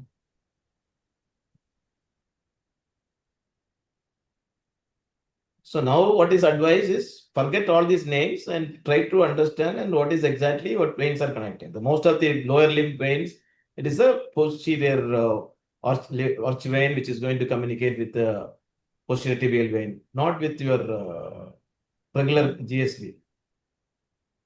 So you must know what is communicating vein, what is perforator vein. So perforator veins are that is connecting the superficial with the deep venous system, and the communicating veins. I have no idea. Superficial to superficial. Yes, sir. Giacomini, have you heard of vein of Giacomini? Yes, sir. That is what sir is asking you. It goes from behind and connects to the great saphenous vein. That is the superficial system. What is exit perforator? What is entry perforator? Similarly, you have one more term, direct perforators and indirect perforators.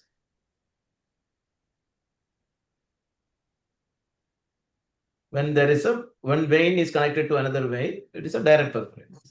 But when it goes through the sinusoid, it makes us an indirect perforator. It is not going to connect with that. Yes, sir. Okay. How many perforators are there? Sir, starting from the above, we have one is the SF junction. Then we No, have that's all. What the names you know? Is that is only perforators available? no, sir. One is the Hunterian perforator in the thigh, a No, Dodds perforator above that I the knee. agree. All the names, was 5-6 names you read. No, is that the only perforators available? Somebody has, some clinician has olden days they have found out, named it. Sorry? So that now the new vascular technology is not going to pay the names and only the 4 or 5 perforator.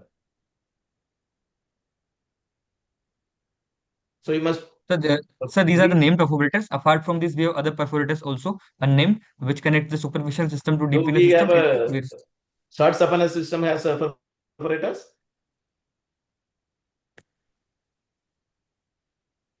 Sure. They also has a perforators. Yes, sir. Okay.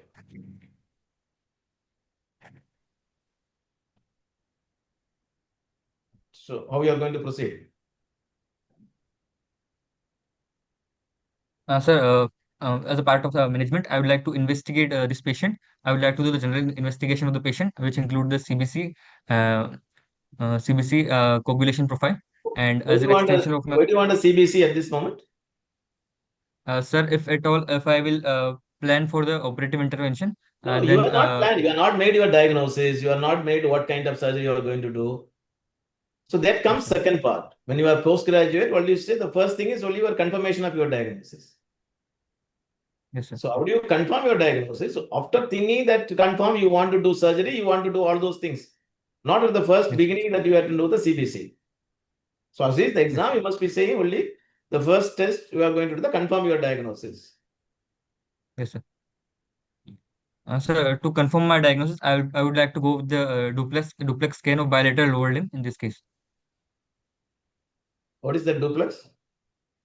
Sir, duplex scan is an ultrasonography that combines the B mode USG with the Doppler. What is And B mode? so in the B mode, we'll look for No, the what do you mean by B mode? mm, You know other modes in the ultrasound. yes, sir. Ultrasound is a stethoscope for a surgeon. So you must, as a postgraduate, you must know all the basics of ultrasound, what you are going to use, how you are going to use. Okay. It's a brightness mode. Yes, sir. How it differs, ultrasound and Doppler, how it differs? Sir, in the ultrasound, I would look for the anatomy of the vein, that is the thickness of the vein and the location of the perforators. And in the Doppler, I would like to look for the flow and What the look for the both are reflux. using ultrasound, no? Yes, sir. It's ultrasound waves are passed. So why do you get an ultrasound picture and what do you get a Doppler picture?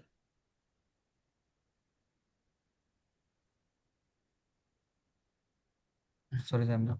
So which is reflecting the wave? The Doppler. Both will reflect the wave. That is why you are going to get something. In ultrasound, always is a static object. Yes, sir. In a Doppler, it is a moving object which is going to reflect the sound. So with that, you will be able to identify whether the object is coming close to you or away from you. Which is the moving object in your body? The blood.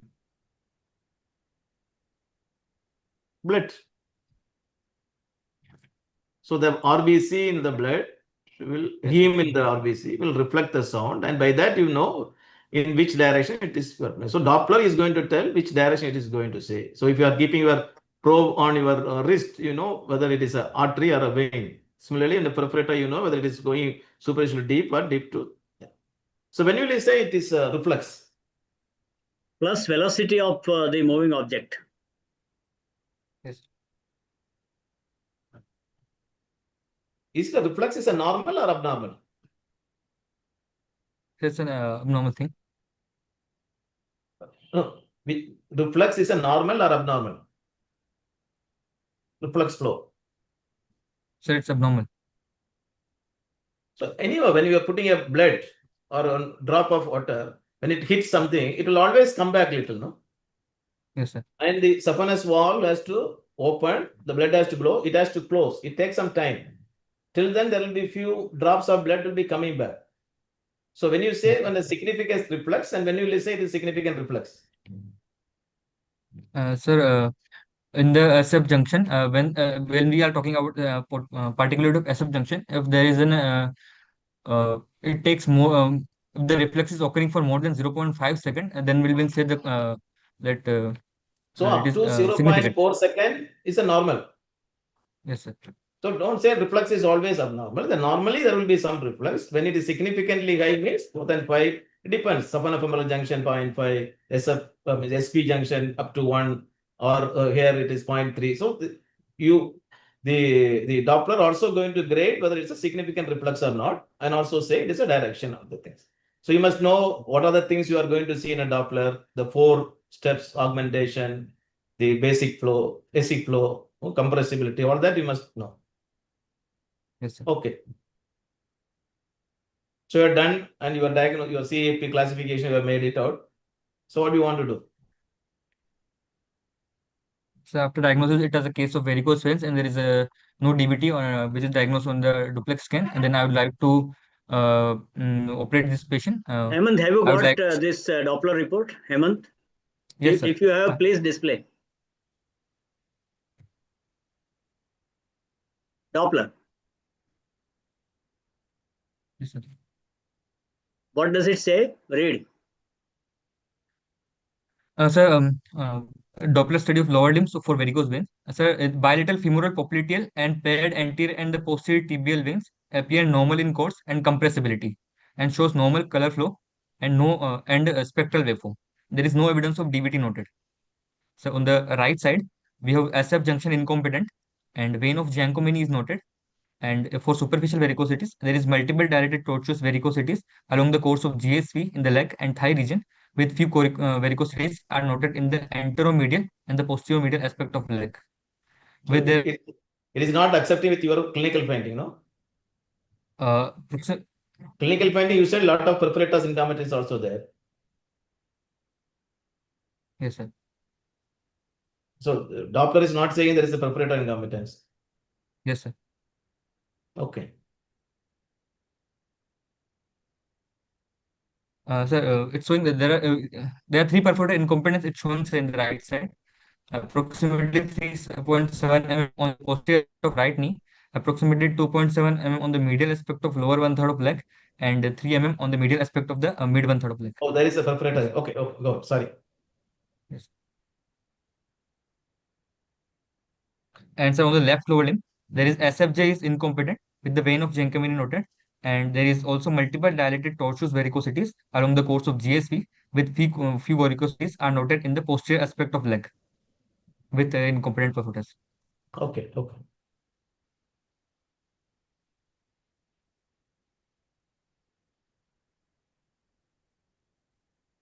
Okay, what next now? You have got the Doppler report.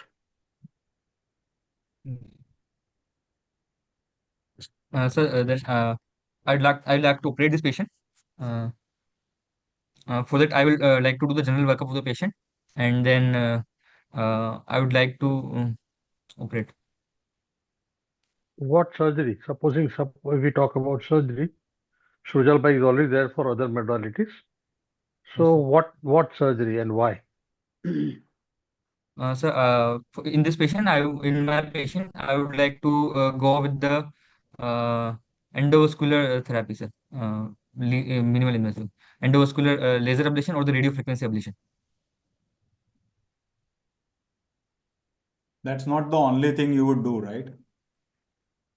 Yes, sir. I don't know how we answer in exam, but if you are known to these procedures, then only I think you should answer. Or Rathod sir and Jalal Right. sir, what is your suggestion for him to answer? So Have the you, thing is, if you have performed RF or laser, then only you would be, No, no, or to theoretically you perform. can answer or not. I am not sure. No, you can always answer the endovenous modality. There is no doubt about it. Okay. But you should also mention about the uh, things which are required. Actually, SFJ is incompetent on both the sides. The first question I will ask you, which SFJ incompetence you are going to treat? Though we have examined only left side, but suppose patient has both side complaints. How will you decide whether to treat on left lower limb or right lower limb or can you do it Sir, on both the sides simultaneously? simultaneously? no, sir. I would like to go with the patient that side of the limb which is having more complaints. I would like to go treat that limb first. What is the logic? Why do you want to go one by one? Or any reason? Why not simultaneous? Bol? Yes, you can do it on both sides, no problem. What are you afraid of? Sir, Are there any serious or complications or concerns for the patient as well as you? sir, incomplete treatment. No. In this case, they have not mentioned anything about the deep pain, no? Yes, sir. How do you, the Doppler tells you deep pain is normal or abnormal? So they have mentioned in this case, they have mentioned that They there is. have mentioned bilateral femoral popliteal Yes, sir. appear normal. How do you, Doppler, you make it out? DVT is not, DVT is there. Sir, when there is a obstruction to the flow, when there is distal to the obstruction, there is no flow in the deep venous system. See, Hemant, I would just tell you some important points. You put your probe onto the femoral vein, exactly in the groin, and when you press it, if the vein is collapsible, right, that compression will tell you about femoral and popliteal veins. So two major screening areas are clear. Now, so what sir is asking, when you put your vertical probe on the femoral vein, the physicity of the flow directly, if it communicates with the cardiac rhythm, and if you can see the transmitted signals, usually the iliac veins are patent. If you are very expert radiologist, you can see, or a vascular surgeon or a surgeon, you can see the iliac veins through your Doppler. But if they are not seen because of the obesity or abdominal gas, just the column of blood movement in Doppler or in grayscale also, it will tell you about the DVT. Right? So that's what I think sir was asking to. Yes. Yeah. Yes. I think the ecogenic material like thing that you can see, which routinely you don't see in vessels. So if the vessel is not compressible deep vein, it is very much clear about DVT. Even if they are compressible, but the wall is fibrous, thickened wall, and you have to press more than normal, then there is a sign of old DVT, fibrous vein with damaged valves. So then you can label it as a deep venous reflux or deep venous insufficiency with a prediction of old DVT and post-thrombotic limb. You have to be very careful in treating such patients. Okay. So now sir's question, So your treatment part. which surgery you will do, which open surgery you will do in this case? Suppose you don't have facility or expertise available for endovenous, which open surgeries would you advise to this patient? So I would like to go with the Trendelenburg procedure, which includes flush ligation of SF junction with the uh, stripping of the GSP. Will it suffice only that stripping will cure all the problems For your patient. for this patient? Yeah. Sir, since my patient is not having much of the complication of like ulcer and the lipodermatosclerosis, then You have already SF decided to operate. You already decided to operate. Is it a yes, sir. Trendelenburg surgery alone is sufficient for this patient? Yes, sir, it will be sufficient in my case. He has a geocombany vein. He What has about multiple geocombany? perforators. What about perforators? You Yes, sir. said only Trendelenburg, no? Yes, sir. No, sir, he's going to strip also. That is Trendelenburg plus, ligation and stripping. Stripping is fine, but those large bunch of veins yes. may subside in rare cases, Yes. but they will remain. They I will think in remain, this no? particular So, patient, they are very large veins and they will Bunches will remain. remain. So no, either you can do ambulatory phlebectomy, that is called stab eversion or hook Yes. phlebectomy. Yes. Just put 4 or 5 small incisions on the stab incisions on those veins which are pre-marked, and then remove those, phlebectomize those veins. Or you can give injection sclerotherapy under ultrasound guidance. So, Shujal bhai, as a general surgeon, I would like to answer this particular thing because Sure. this is what we do. Sure. If there are big bunches, we may remove it at the time of surgery itself. If there are small bunches, routinely what we have seen is that with stripping, most of the perforators, I mean, because the vein is stripped, they Yeah. goes off. If they Yes, sir. don't, then we go for ultrasound guided Yeah. foam sclerotherapy. But we don't strip below the knee, sir. We don't strip below the knee. Sir, We we strip do it. because No, the sir. okay. At Because BJ even if you Medical strip, College, we sir, are doing even it. if you strip the knee below the knee, you will strip only the GSV. But the GSV. perforators are not connecting with the GSV. So, sir, that's why. See, It will if only there connect is, with the posterior arch vein, which is a different component which comes separately.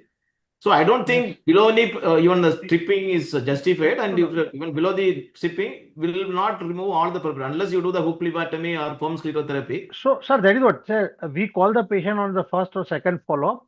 At that time, if there are any perforator incompetence we see, we go for ultrasound guided foam sclerotherapy. That is agree. Agree. There are two So, schools of thought. In private practice, so people want everything in one time, and we do offer phlebectomy, but I you agree. can treat them later on because the reflux has gone down, and then vein will go back to the normal size. That is possible, Okay. or reduced size. So, a practical question: what about how do you do the foam sclerotherapy? I mean, how do you create the foam? I think you must have created for varicose, sorry, this esophageal varices also, and for this also. So, how Yes, do you create the foam? What material you use, and yes, sir. how you give? what devices rather?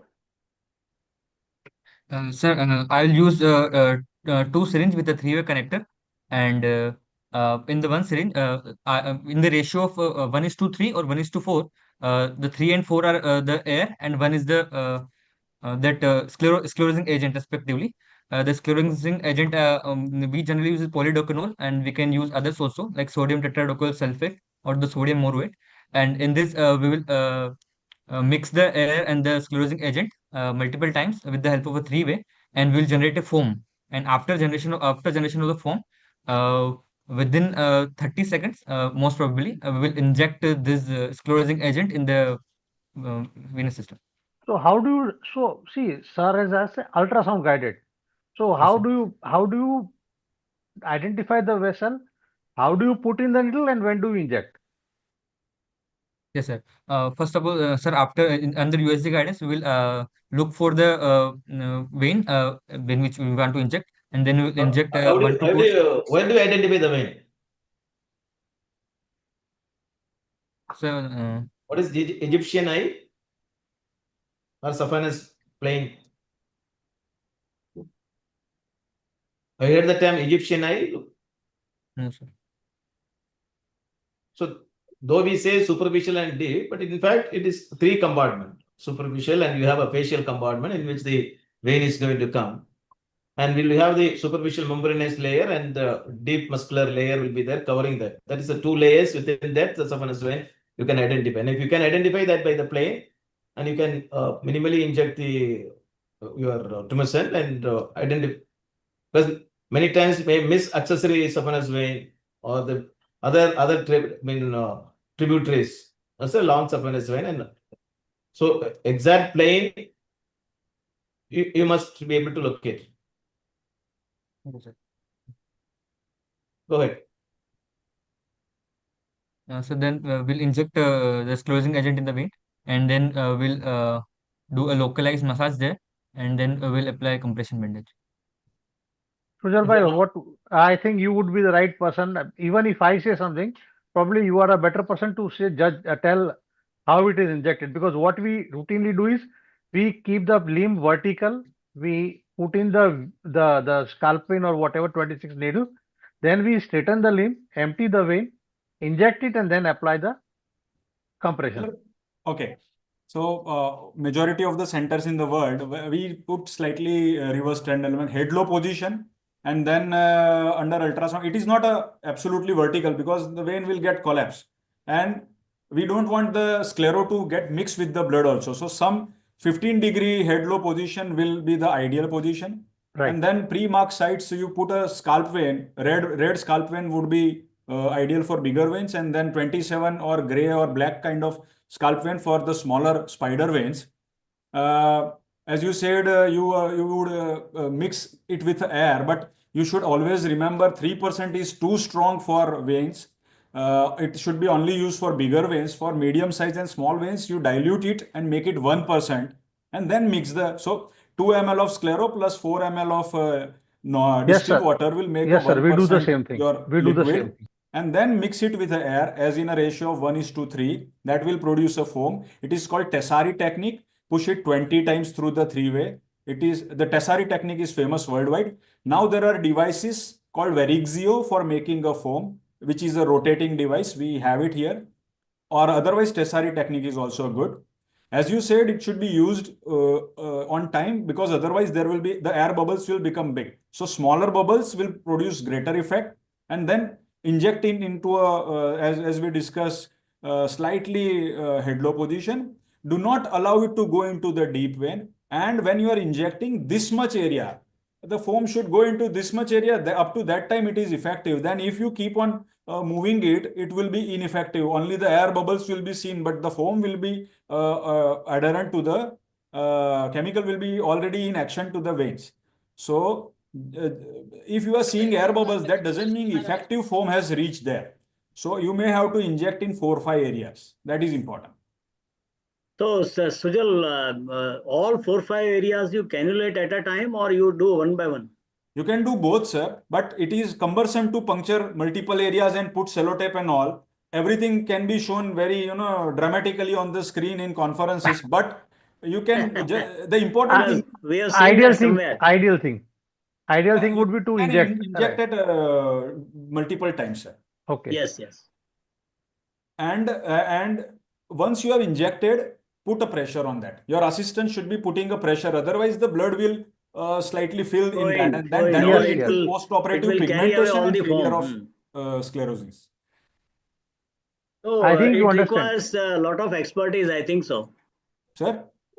It requires a lot of expertise. Sir, sclero is the oldest method, but it is very effective, and you can, spoil the case if you inject it outside extravasation or Yes. What will happen, excessive sir? injection. What will happen? Extravasation will lead No, to no, a lot sir. of Sir, pain. PGs. Sir, for the PG. Oh, sorry, sir. Sorry. So, What will sir, happen if if you you, extravase it? so it can lead to thrombosis of the other veins, which we Sir don't is want. asking And extravasation. Extravasation. अगर आपने subQ में दे दिया instead of the vein, if it goes in the subcu or intradermally, what will happen? so it cause localized reaction, and there's a fibrosis of perivenous. That means Hemant has not seen. Once you see, you will never forget that those Yes. patients. They might end up with a skin ulceration and painful. It's very painful. Very Necrosis. painful, and yeah, and very bad ulcerations. They don't heal Necrosis. easily. Yes, sir. So you said that this will cause thrombosis. Sclerotherapy will cause thrombosis? So it causes fibrosis, nothing. Never use the word thrombosis. Once the thrombus, it will again go for lysis and get back to normal. That is why sir said as soon as you get we have compression also at that area. It should not be mixed with the blood and form a thrombus or coagulum. Then it will be reversed. One important thing here, if patient develops coagulum, at the end of 2 to 3 weeks, you should see the patient and put a small needle and you can remove it. Then it will be a good cosmetic result. Coagulum will lead to pigmentation. Removed clot will lead to good color. Okay.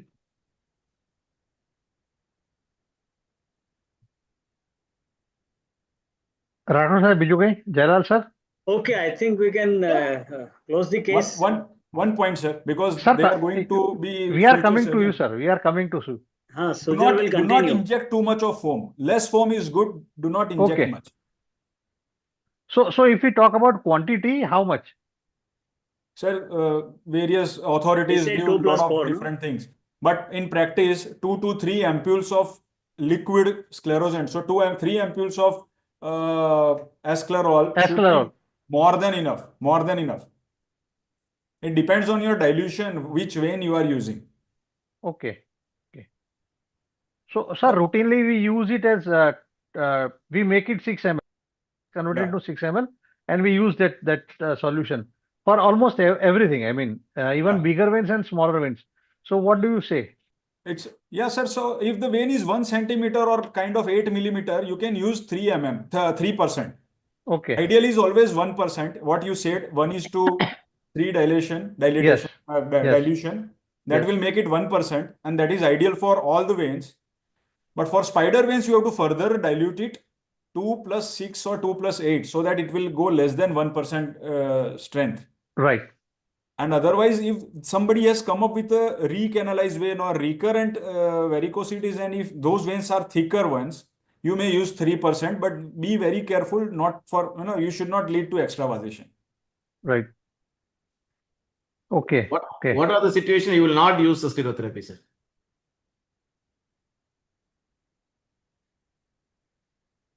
Is it for Sujal bhai? Yeah, for the vascular surgery. Oh, okay. If somebody is allergic to known allergy to sclerosant. Secondly, if somebody is having a DVT, old DVT, and in Yes. that case, I will be very careful, and we will give post-operative thromboprophylaxis also for at least for 5 days minimum. That is So, very Sujal important bhai, to know whether post DVT or not. Yeah. so Sujal bhai, one question for you. In post DVT cases where the patient comes up with varicose veins, how would you manage the patient? Sir, I would be Because very much. we routinely do sclerotherapy. That is the only option available. That is No, what sir. we feel. Sir, What do you say? majority of the surgeons worldwide will agree with conservative management. Give stockings, explain them calf exercises, weight loss, and Deflon, this MPFF, which will help in their congestive symptoms. Okay, If somebody do has they a really work? classic iliac vein occlusion and then patient presents with varicose vein symptomatic, we would have to open those iliac vein. That also has to be taken with pinch of salt and very carefully. And then if patient keeps on coming with dilated veins, we can offer them laser plus phlebectomy or laser plus sclerotherapy. Okay. Otherwise, post-thrombotic patient, I am very much in opinion of not touching those patients, because they will not 100% be, that problem is not being solved 100%. Okay. Okay. And there are So, certain centers in world, they offer treatment. They treat the superficial varicosities, and then they say that patient feels better due to the congestive symptoms are gone with superficial varicosities. there are one or two more modalities. Hemant, which are the other modalities of treatment? One is open and one is sclero. Two we have discussed. Yes, sir. 3. Sir, endovascular therapy. So, what And are then the we have, indications of endovascular ablation?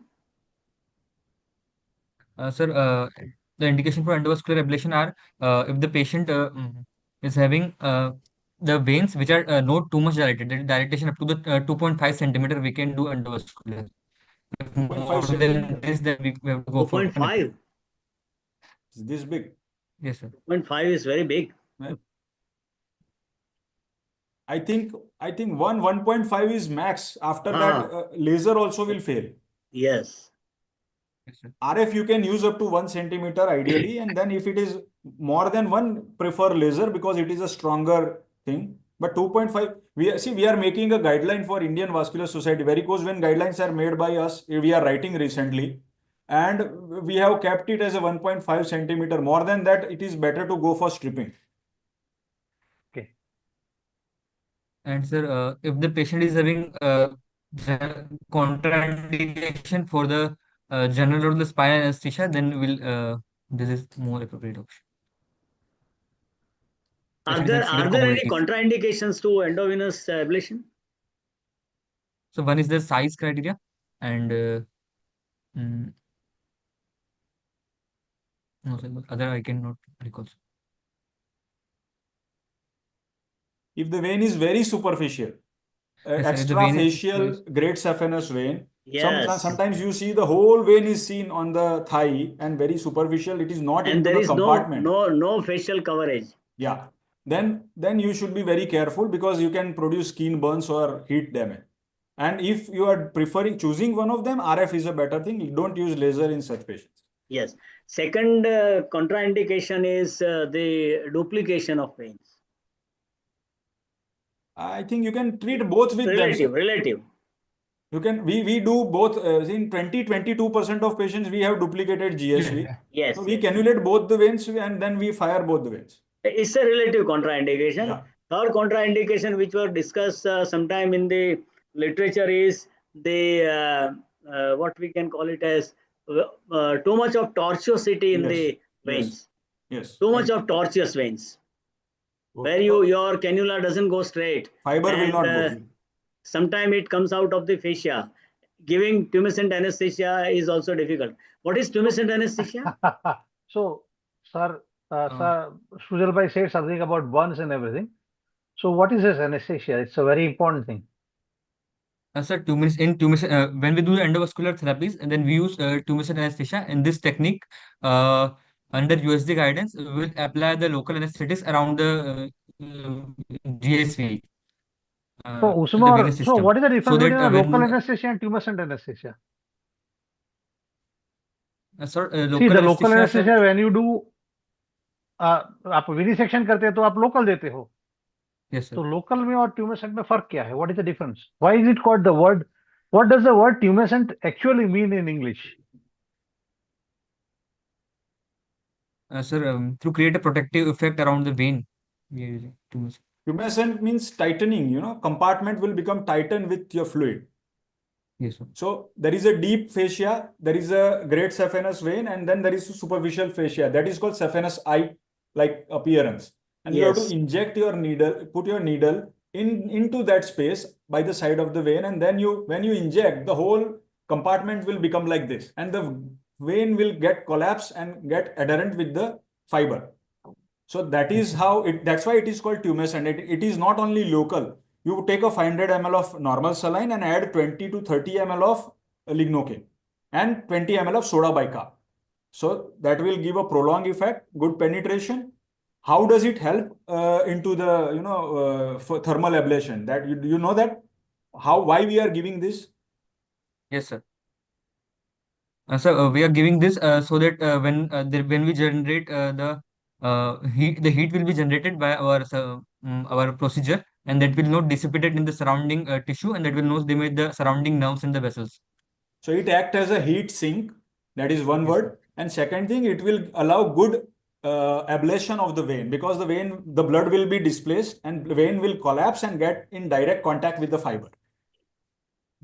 Okay. So in a way, it is must for any endovenous. It is the secret of success. If you don't Yes, do it, you won't get good result. So what is the role of soda bicarb, Sujal bhai? Sir, I think it is used for stabilization of that agent and good, I think, penetration of that. Mostly we use it for stabilization and prevention of acidosis. It works like a. Okay. I need to read actually.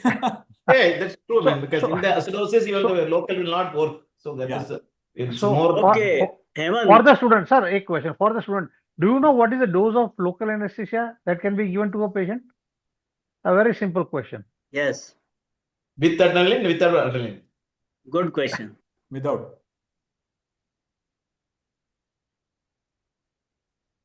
How much you will give? Suppose you give the local anesthesia, how much maximum? Okay, can you tell me? See, you get a 2% vial of lignocaine. You have been using it for all lipomas and sebaceous cysts and everything. Can you tell me what do you mean by 2% lignocaine? How much lignocaine is there in that vial? So weight per volume or volume per volume? How will you make it 1%? Weight per volume. So what actually कितना ग्राम होता है बेटा? How much lignocaine is there in that vial?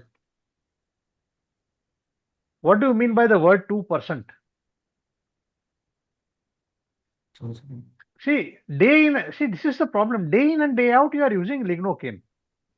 है? Yes, sir. Earlobe repair से लेके, I mean, each and every procedure you do as a daycare, you use lignocaine.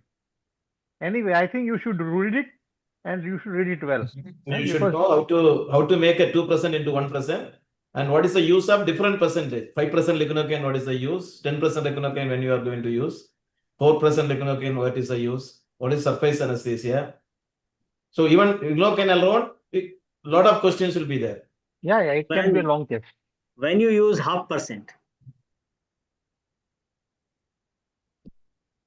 Got it. okay, shall we move forward? Yes, sir. I think one question or endoscopic perforator treatment. What is SCAP or SCP? So, Sir, subfacial endoscopic perforator and where do you like it, you cauterize the perforator? Above the fascia or below the deep fascia? fascia or below the deep fascia. so below subfacial. Below? Below the fascia. Which fascia? Sir, below the deep fascia. Huh? Sir, deep fascia. Yes, below the deep fascia. Because in clinical examination, also we have discussed that there is a defect in the deep fascia through which perforator is going inside. So you have to go in underneath the deep fascia and ligate it. Yes, sir. Nowadays you have laser fibers, RF fibers also for them, but it has to be done by very expert person only, because cannulating that perforator, going in and ablating it is very tricky. So if you are ablating the vein, do you need to ablate the perforator? It will take, because you are ablating the whole system, it will block itself. Sir, I should answer that. No, yeah, it is for you. GSV is ablated up to 5 centimeter below the knee joint. Below that you should not go, because the saphenous nerve comes in very close proximity with the vein. So we can at the knee level or just 5 centimeter below the knee level you should stop. The puncture should be at around that level. And in the perforator, if you are ablating, I don't do perforator ablation. I treat the superficial varicosities and they behave well. But Yes. some people fire the perforator with laser tip, and that is effective and you can do it, but it is tricky. So, and then superficial varicosities may need foam. That is for sure. Right. So Okay. as I said, saphenous vein nerve is coming close. What is the relation of saphenous nerve in the thigh with the saphenous vein? Hemant. It is, so I said, very close to the saphenous vein. It is coming in the leg, below the knee. Yes, sir. What is happening in the thigh? Saphenous nerve is a branch of from which plexus it comes? Sorry, sir. Sorry. Don't know. It This goes is with anatomy the question. femoral artery and vein compartment. It travels is almost there. It's a branch of femoral nerve itself. Yes, sir. And So if it you is a are deep compartment. ablating short saphenous, the sural nerve is in close proximity. So there you have to be very careful. Don't go 5-6 centimeter below. Some people do puncture at the ankle or malleolus level and then fire the whole GSV. Patient will be having numbness for lifetime. And in the sural nerve, there will be a devastating numbness. Yes, sir. So I think Apurva, we have covered everything, Yes. and your method Sujal is going to take now. Yes. One Yes, question sir. for him. So Will you can apply we- compression? How and how long? Can we What kind of conclude this compression case? and how long? Sir, chelo questions Yes. I have Hello. questions. Hemant? The compression after surgery? Yes, surgery or endo was laser or whatever. Yes, sir. So yes, sir, we will apply compression after the surgery. How long and what level, sir, is asking? So for at least, sir, time exactly, sir, I don't know. But we will apply up to the level of knee, sir. Up to the level of SF junction. SF junction, you can apply either stockings or compression, and minimum 1 month minimum, and preferably 3 months period if patient has already advanced venous disease. How much time you give for this compression matrix for DVT, post thrombotic syndrome? Any scoring systems are there? So for 3 months. Go and read Vilatra score. So how do you decide and how long? There's a lot of is there. It's a huge debate. Yeah. So Right. Please make Sujal bhai co-host so he can share the slides. I hope you have a PPT, sir. yeah, I will make it a short presentation. Already it has been 2 hours, and everybody. I'll Yeah, just sure. make a brief run through the slides, sir. Yeah. Can I share it? Yeah. Send request करके आ रहा है. No, sir. Allow. You are made a co-host, sir. Sujal bhai, you are made a co-host. Can you Yes. see my screen, sir? Yes. Okay, so I'm Yes. I think this part has been covered. I'll just go to the management part, newer modalities. So these I'll start from here. Management options, either no treatment and compression garment only versus, as you discussed, surgery, ligation and stripping. In thermal, modern modalities, we have thermal, that is RF and laser therapy. We have glue, that is N-butyl cyanoacrylate, which is available in market like Vena Seal and Vena Block. You have MOCA, that is mechanical occlusion and chemical ablation. So in practice, thermal methods are used most widely. Glue, if you get a question for glue, you can say it is very effective, but almost 6 to 7% of people develop allergic reaction, type 4 allergic reaction. So you have to be very careful and you choose it wisely. And ultrasound guided injections like foam sclerotherapy, stab avulsions and hook phlebectomies for larger veins, and diode lasers can be used for cosmetic treatment. Sujal So bhai, how much of the glue is required if at all supposing somebody is doing it, or I don't know if somebody is doing it or not, yeah, because we the offer vein to is a the long patient, one. sir, but I avoid because there are publications of even up to mortality, and those phlebitic reactions are not good. So it is available in 5 ml of this ampule, 2 ml and 5 ml. For Okay. 1 GSV, 2 ml should be sufficient.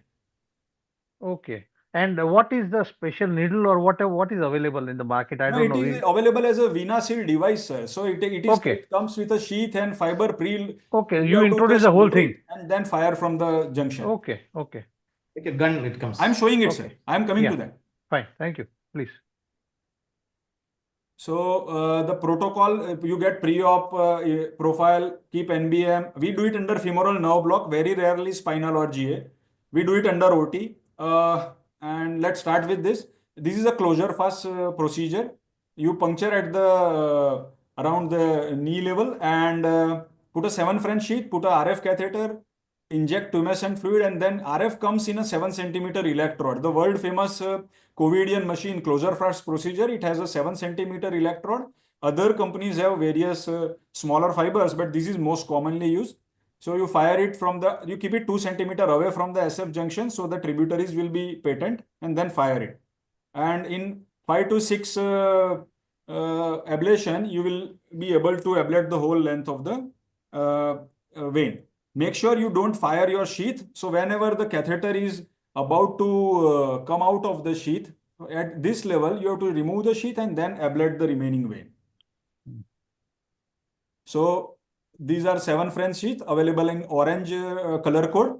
And then there are markings. When you see these white markings, remove the sheath and then ablate the further vein, and do not burn at the puncture site. So there is a 3 centimeter junction from the electrode, and there is a marking at 3 centimeters. So once that 3 centimeter marking at skin level, you stop your firing. And as compared to RF and laser, this is very important for Hemant. RF is slightly safer because it doesn't go to higher degree of heat as compared to laser. Otherwise, effectiveness is same, both at 98%. And fibers are costly for RF, but overall cost becomes same because you can reuse. In Indian scenario, we all reuse the fibers multiple times. So this is MOCA, Clarivent technique. That's a catheter which has a rotating needle on the top. So that produces multiple mechanical erosions on inside of the vein, and then you inject the sclero at that time. So mechanical plus chemical ablation. This we have used, but we don't find it very attractive because of the needles scratching inside. So that's a venous glue closure. And can we see the video? I'll just run a short Yes. video. Yes. Okay. So that's a sheath, and then there will be fiber coming.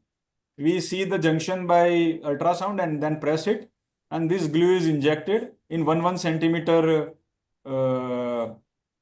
length. We pull it initially and then 3 centimeter at a time. Just keep external pressure. It is very effective. It is exactly same as our Fevikwik, and you just have to avoid the extravenous material in case of glue. So if it comes in contact with fat, you will have a lot of problems. If it is inside the vein, it is very effective. So that's the venous apparatus. We had done the first case of Gujarat, and patient had a hemophilia. That's why we had to do. And it is a small puncture, and then the glue is injected. The best advantage is patient can directly walk out of the OT, and you don't need compression over this glue, which is required in RF and laser. So the puncture is sealed and patient can walk.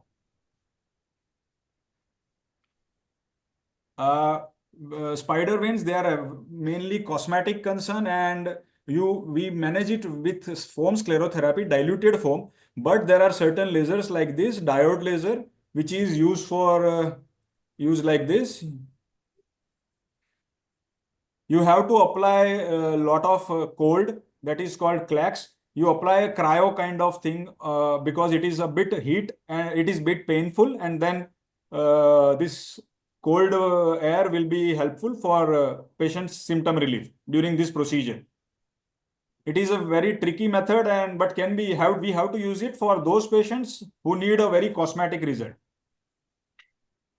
And lastly, foam sclerotherapy. You put a small needle, make sure it is inside the vein, and then you inject 1% sclerosin.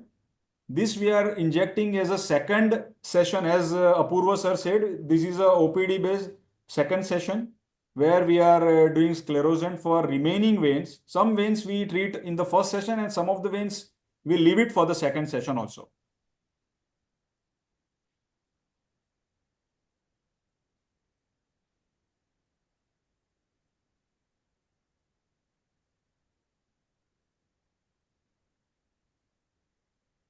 And then we put a compression dressing on top of it. So these are some of the cases where we have done sclerotherapy. It is done in both the thighs. Now, this is very important, what we call recent advances, HIFU or Sonovan. This is high intensity focus ultrasound. It is totally non-invasive. This device has been used in more than 5,000 patients. There have been studies, and now results will be out. And it is ultrasound which is focused onto the vein, and like lithotripsy, it will damage the vein wall, and then it will get into occlusion. Now, I think I have to stop because the other things are role of compression. I'll show I think one or two photographs. Yeah. So level, sir, the level of compression and that we are talking about. Yeah, sir. So we use 2-layer stockings, ulcer stockings for ulcer patients, 2-layer bandages and 4-layer bandage. Mainly 4-layer bandages is used for classic venous ulcers and post-thrombotic limbs, and where you have to put, it is available as 4-layer ulcer kit in market, and we can use it. It is not used for classic varicose vein. This is MPFF available in market like Daflon or Ardosmin, and it is a good molecule for symptom relief as well as ulcer healing. And some cases where in this thigh we have done phlebectomies. As you can see, small marks of phlebectomies, and these leg varicosities were treated with sclerotherapy. This pigmentation will disappear at the end of 6 to 8 months. So till the time patient has to be reassured. Marks of phlebectomy, as you can see, 1, 2, 3, 4, 5, 6, 7 phlebectomies. So I have done RFA, phlebectomy and sclerotherapy for this patient. Again, RFA and sclero for this lady. this vein was sclerosed here, and even in the thigh, microsclerotherapy was done. This patient, first session has been done, second session is remaining. And this young boy of 17 years, we did RFA, then phlebectomy, and then sclerotherapy. Similar case. So, and lastly, one important thing, these kind of ulcers are most likely post-thrombotic. You debride them, and then STG can be done, but they need to use compression for lifetime. As in this patient, this obese man required debridement, STG, and then he needs to use stockings or compression. Otherwise, guaranteed recurrence will be there because we have not treated the venous pathology here. Right, I would stop here and yes, sir. Okay, fine. I think we complete the session then. Thank you, Surya bhai. Jailal sir, thanks a lot, sir. Jayesh bhai, Thank we you, are Apurva leaving. bhai. Thank you, sir. Nice being with you. Any last? Okay, fine. Thank you, sir. I enjoyed. Thank you, sir. Thank Jailal you. sir, special Thank thanks. you, Apurva Apurva bhai. sir, Apurva Thank you, sir, sir. Jayesh you. sir. Hemant, all Okay, the best. Prajan sir. Thank you, Yeah. sir. Good Thank day, you. sir. Bye, sir.